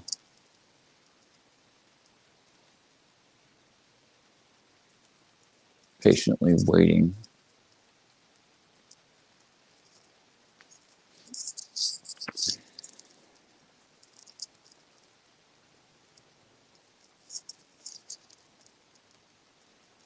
But if you don't, if you're not modest, and if you take part in wasting seed in any act that isn't with the intent to create life, on either end, whether you entice a man or whether you're a man wasting seed, especially if you're in a forbidden relationship with a goy or a goyot or goya.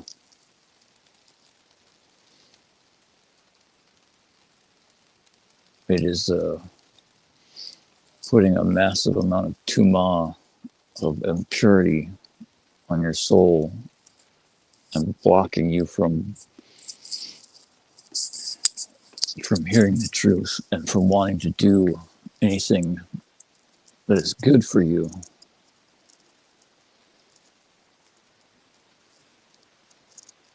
As well as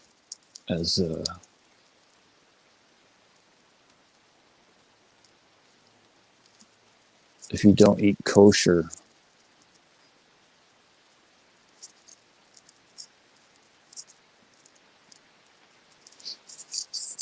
your mind and your soul is literally poisoned, and so all the thoughts in your head are going to be totally against the Torah, or at the very least going to be convincing you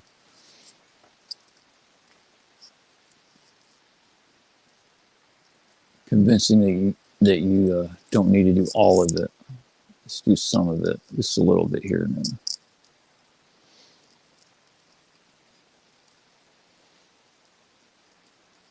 So it's imperative, if you actually want to have good and to not be cursed, to learn Torah, to learn the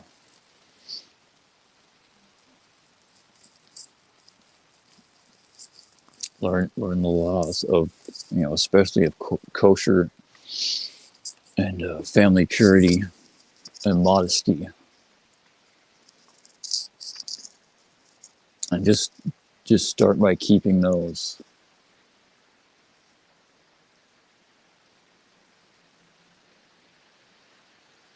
And then just cry your eyes out to him.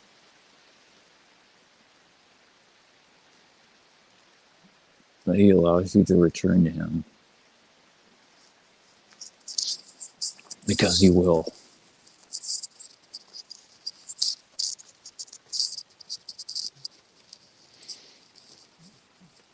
We have to try.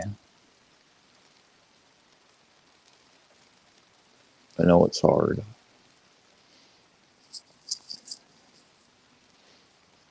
I can't imagine how hard, though.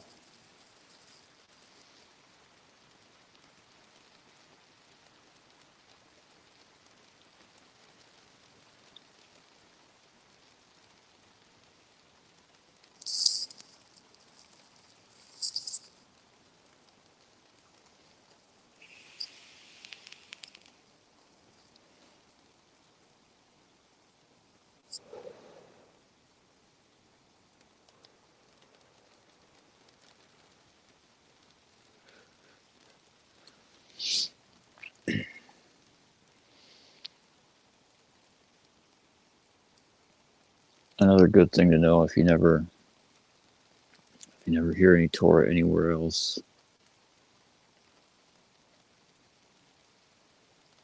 maybe some of this eventually might sink in and get you to turn around. So if you have any relationship and you don't keep laws of family purity, you literally curse your kids. Horrible, horrible, horrible curses.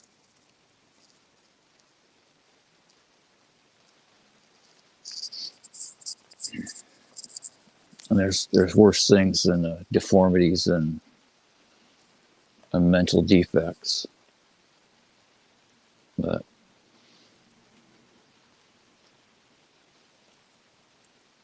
But if you try to have a family with a goy or a goya, someone who's not a Jew, your kids aren't even yours.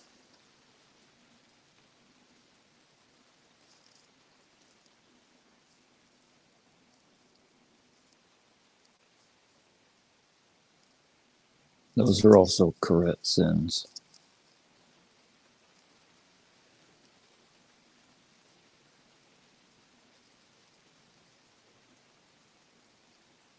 Until you do teshuvah.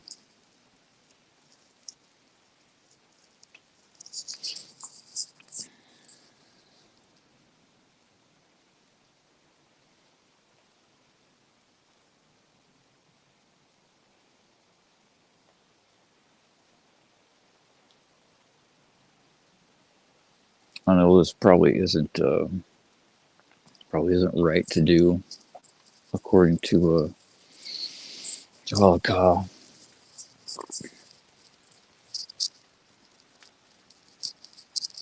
I'm definitely going against what I've been taught.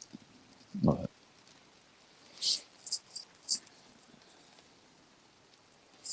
if you're here,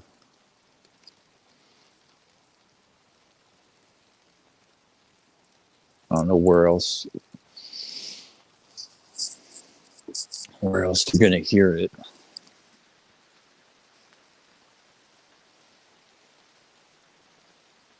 So it's I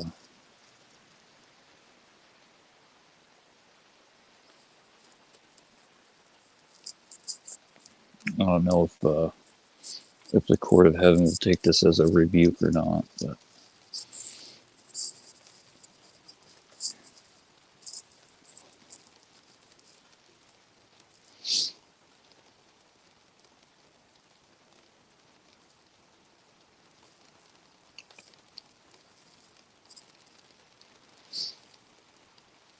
fulfilling His will is more important.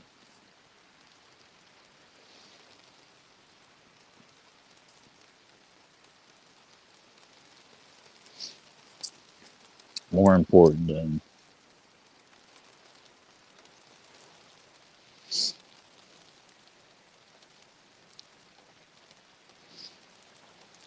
than what happens to me.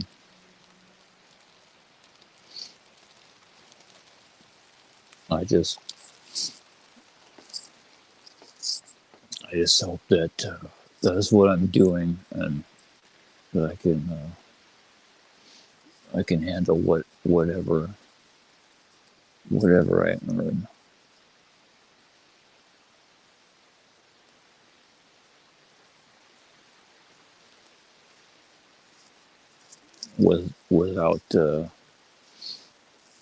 without going off the path.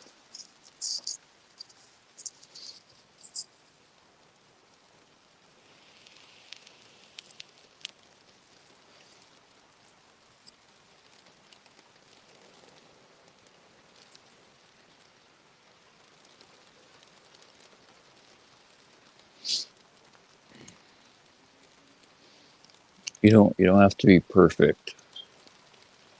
He doesn't expect that, but you do have to try.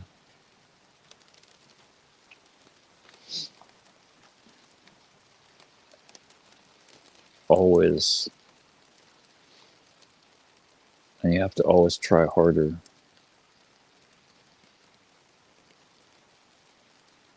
and never ever give up.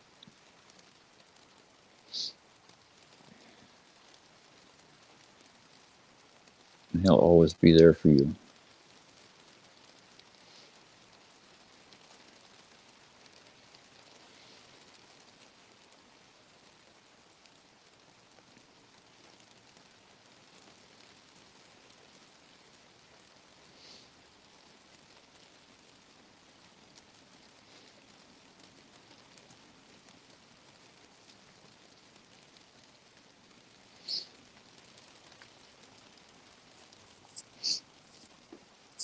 And there is no middle ground.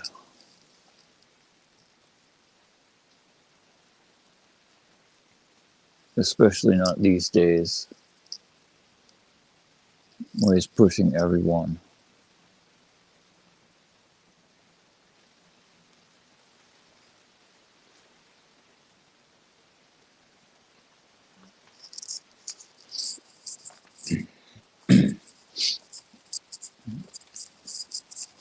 He's separating everyone, not just the Jews from the Goyim, but also the righteous from the wicked. And he's giving everyone the tools to chase after whatever they want, whatever that is.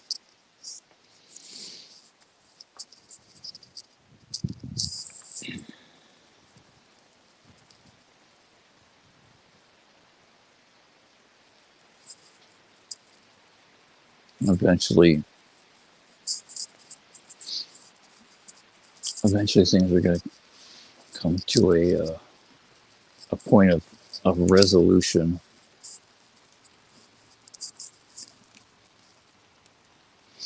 And unless there's some great miracle by people to earn the merit,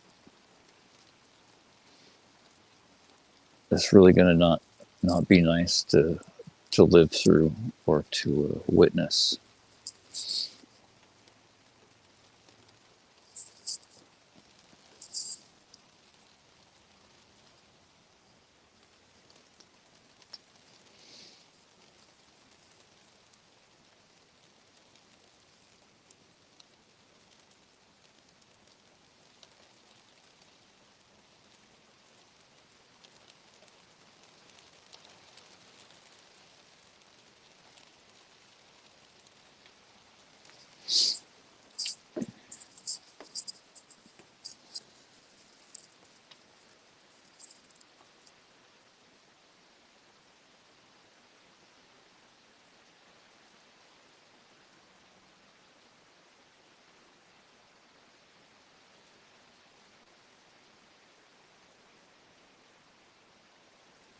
If you have any doubts about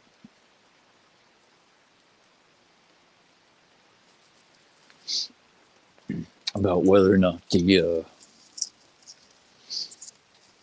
horrible curses and just terrifying things that the Torah prophesies to come true if the Jews ever go astray, or that happened and are prophesied to happen in the Tanakh. If you have any doubts that those things won't happen again, you don't have to look too far back in history to see that they're real fresh.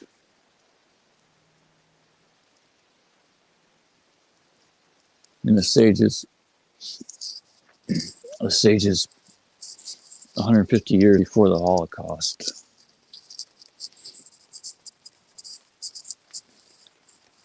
basically said exactly what was going to happen. They saw the Enlightenment movement happened in Germany and in Europe. And they said that if it wasn't stopped and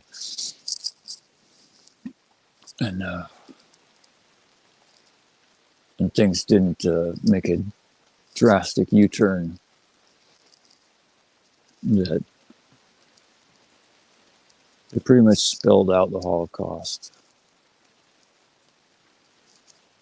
I think it was the Hafetz Haim predicted the Nuremberg laws.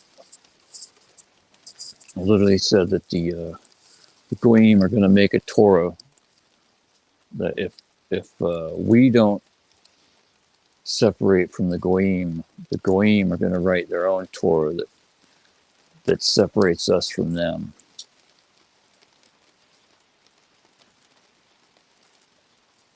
How do you not see that and just make you scared to death?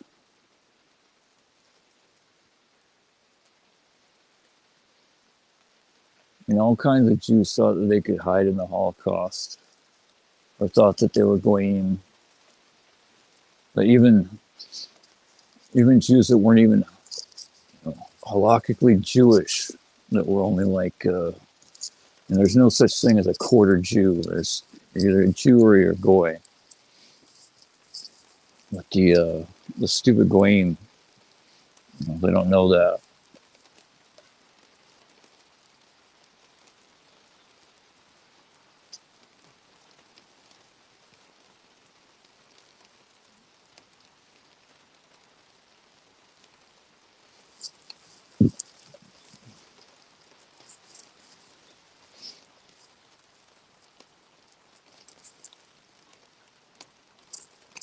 There's nowhere to hide.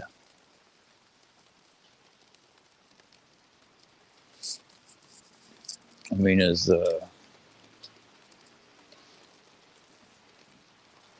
wrong and heretical as the Muslims are, there's always truth in everything.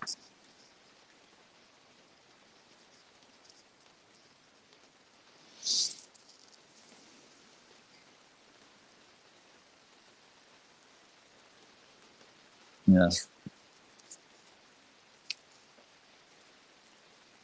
that's the main reasons for the Christians and the Muslims, anyway, is to chase you around and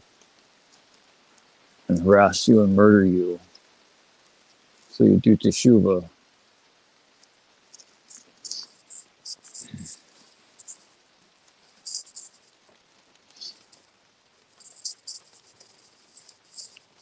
I mean, the founding documents of the Hamas literally say, like, I mean, even though they're doing it because they're wrong and they'll be punished for it, they are still fulfilling God's will.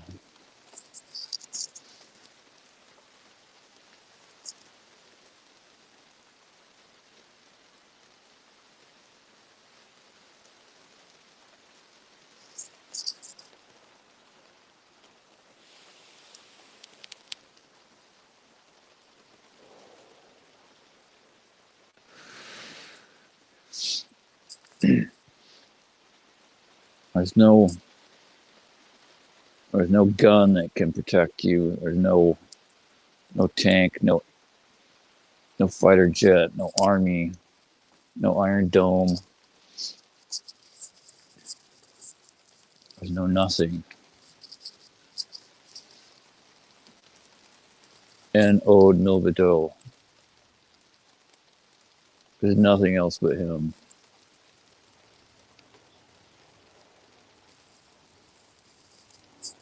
And until you see that and believe it with all your heart and live like it, it's going to make you work harder than you ever have just to eat the dust of the ground.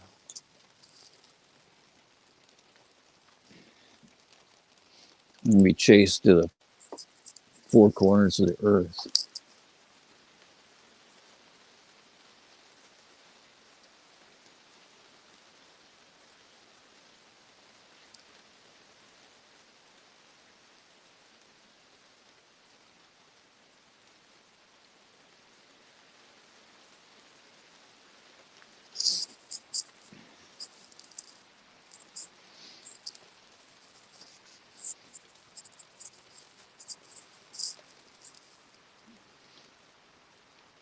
One of the biggest reasons for that Pesach is so important is because, one, you have to remember.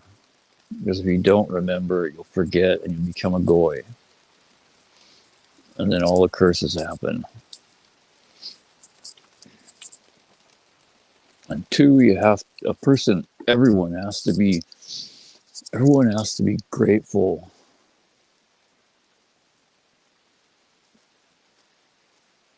for everything, but especially for being saved from the absolute hell that you were in Mitzrayim, the total filth.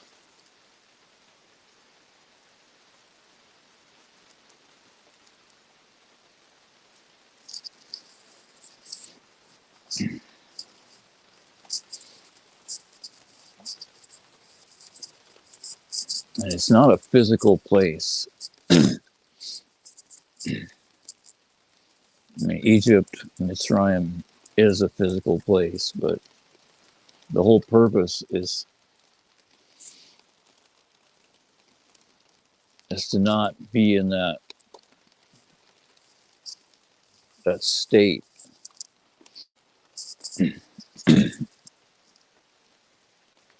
where you're just mired in tumah and impurity.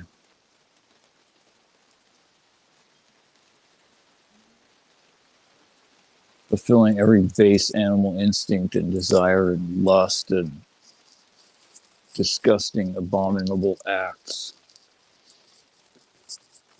Everything from forbidden relations to greed and materialism and just like you left Mitzrayim then, you have to do it with your intent and your acts and your soul now, here, wherever you are. You don't have to physically move somewhere, although if your Rav tells you that you should move or make aliyah, then you should, and you trust him, you should. If he's your Rav, then you should listen. But it doesn't matter where you are. You have to overcome all the garbage, all the distractions.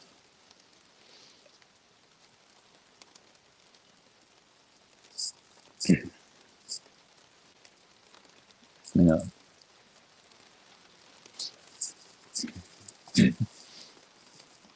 there's not a lot the Goyim could do on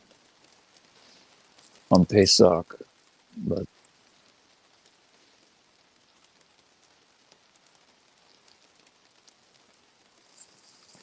there is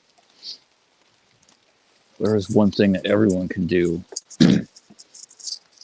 Goyim don't have to remove and burn the chametz before Pesach, not the physical chametz of wheat and barley and the 5 grains and yeast.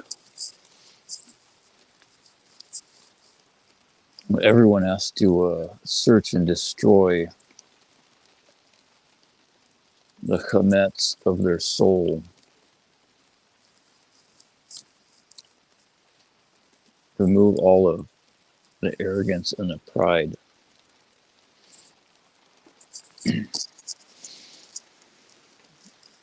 And make yourself small.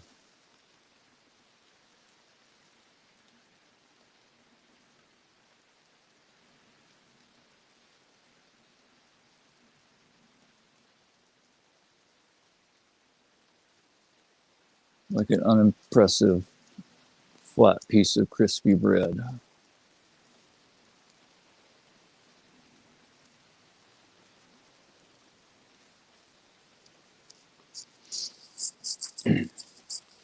As although it doesn't look very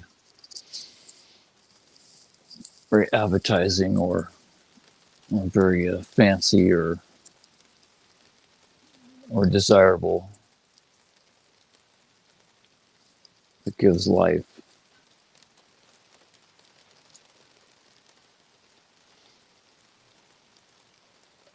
the person doesn't remove their chametz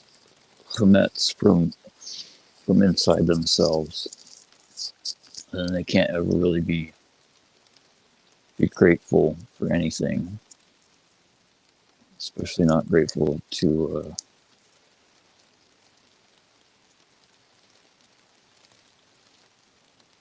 the creator of everything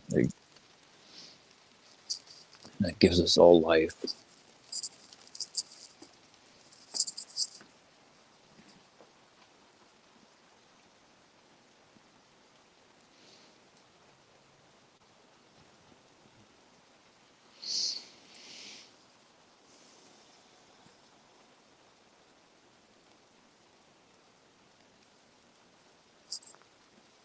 Yeah, there's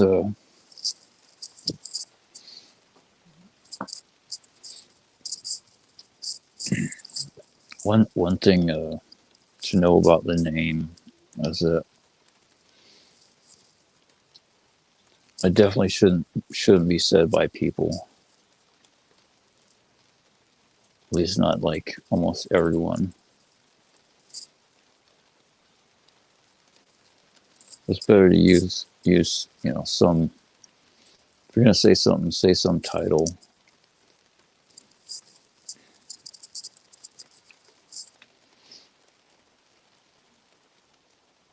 But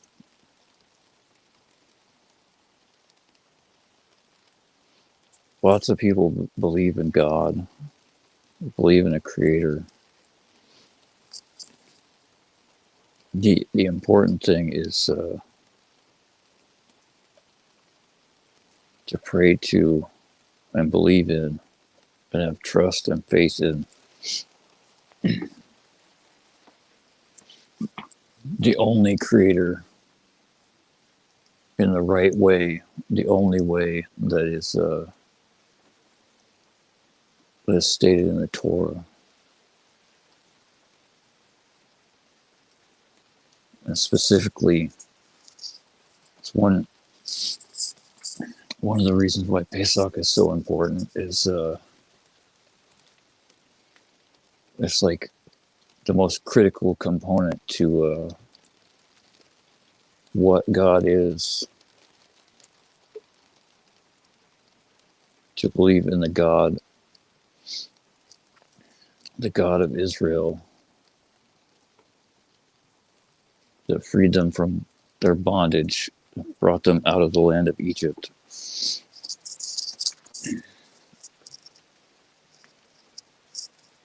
Like not just some words or thinking about it like some fairy tale or some Hollywood movie with Charlton Heston and some Zonah.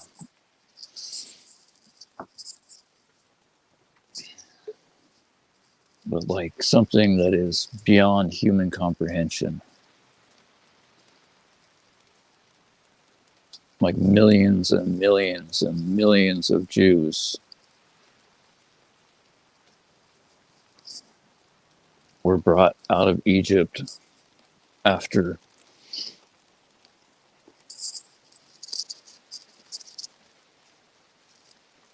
so many plagues had just brought the Egyptians to their knees, just totally crushed the most powerful empire that controlled the entire world.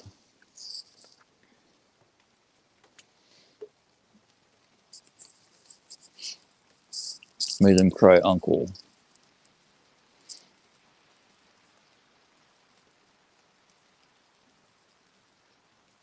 Then when they left, the Egyptians had second thoughts and thought that they could chase after them, and then they totally wiped them out. God totally wiped them out. Like when you think about the parting of the Red Sea, it's not like some tornado pushed some water around. I mean, you're talking about the creation of the world. everything that exists, everything you see, all the forces in the universe, everything that you can or can't explain. It doesn't make absolutely any sense. Everything beyond human comprehension was done and formed before there was ever time or space by the entity that people call God. Made everything. How can you not? How can you not think that? How can you not conceive of a miracle? Because your head is so brainwashed by the rot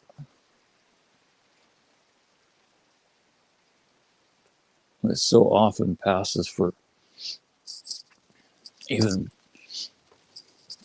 hidden stories and writings of, you know, of people that claim to have faith.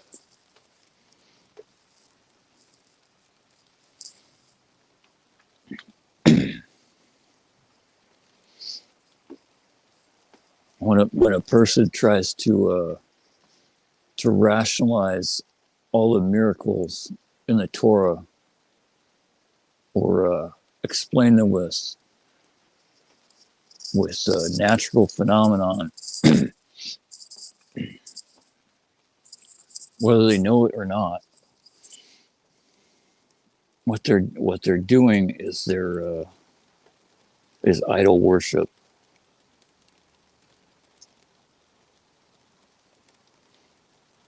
Because you're making God less than he really is. And you're worshiping other people and yourself, thinking that your intellect is capable of even understanding anything.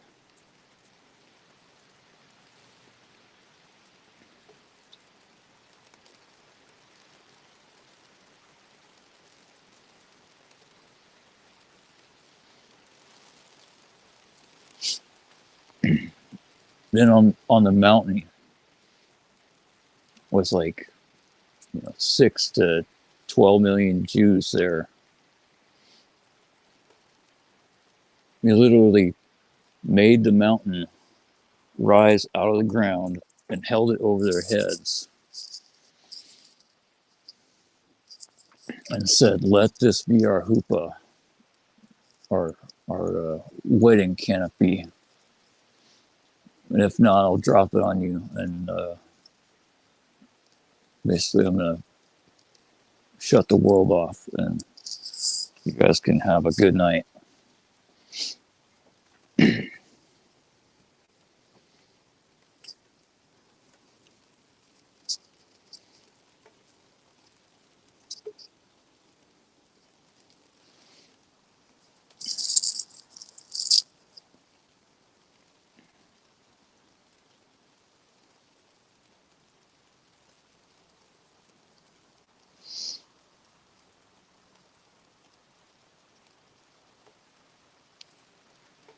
It's getting late and I should get to sleep and get some water.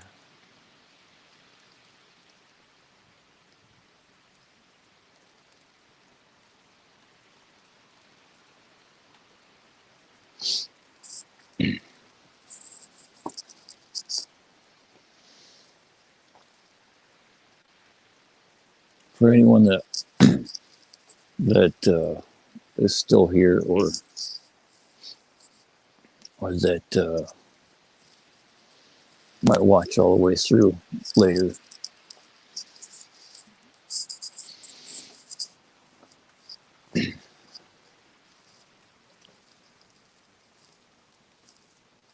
if you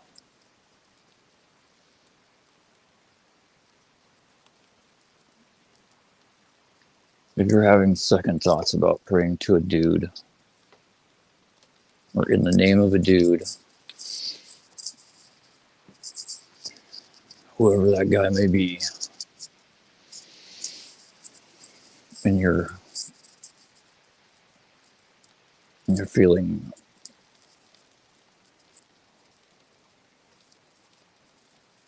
like your world was destroyed.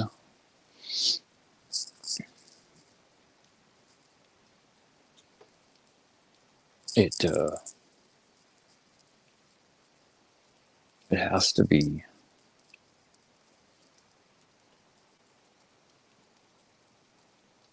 It has to be so you can start over from scratch.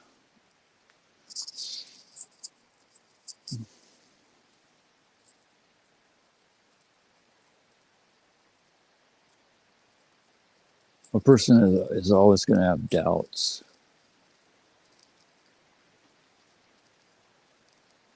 And not everyone will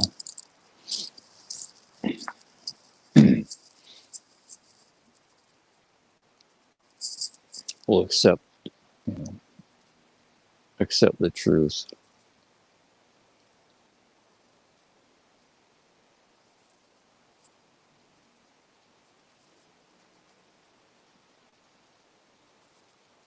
But if a person really looks and really with all their heart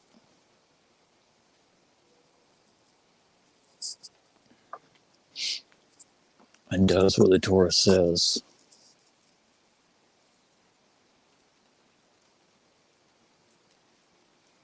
but you know, in order for that to happen for most people, you need a teacher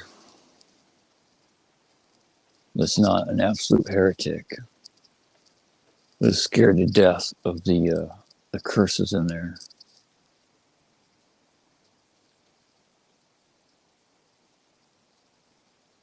to at least keep you on the right path. But if you do that and you seek Him with all your heart, you know, whether you're a Jew or a Goy,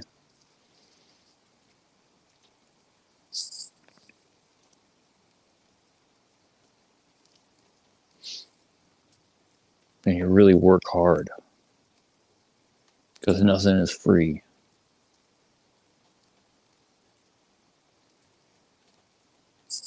You will find Him.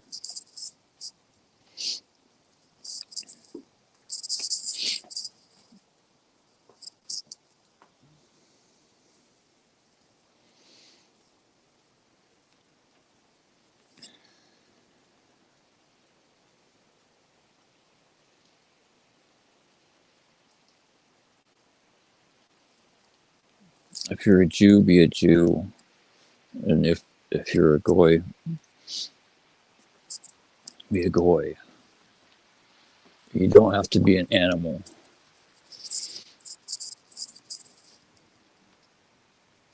It's best if no one lives like dogs, as nice as they are sometimes.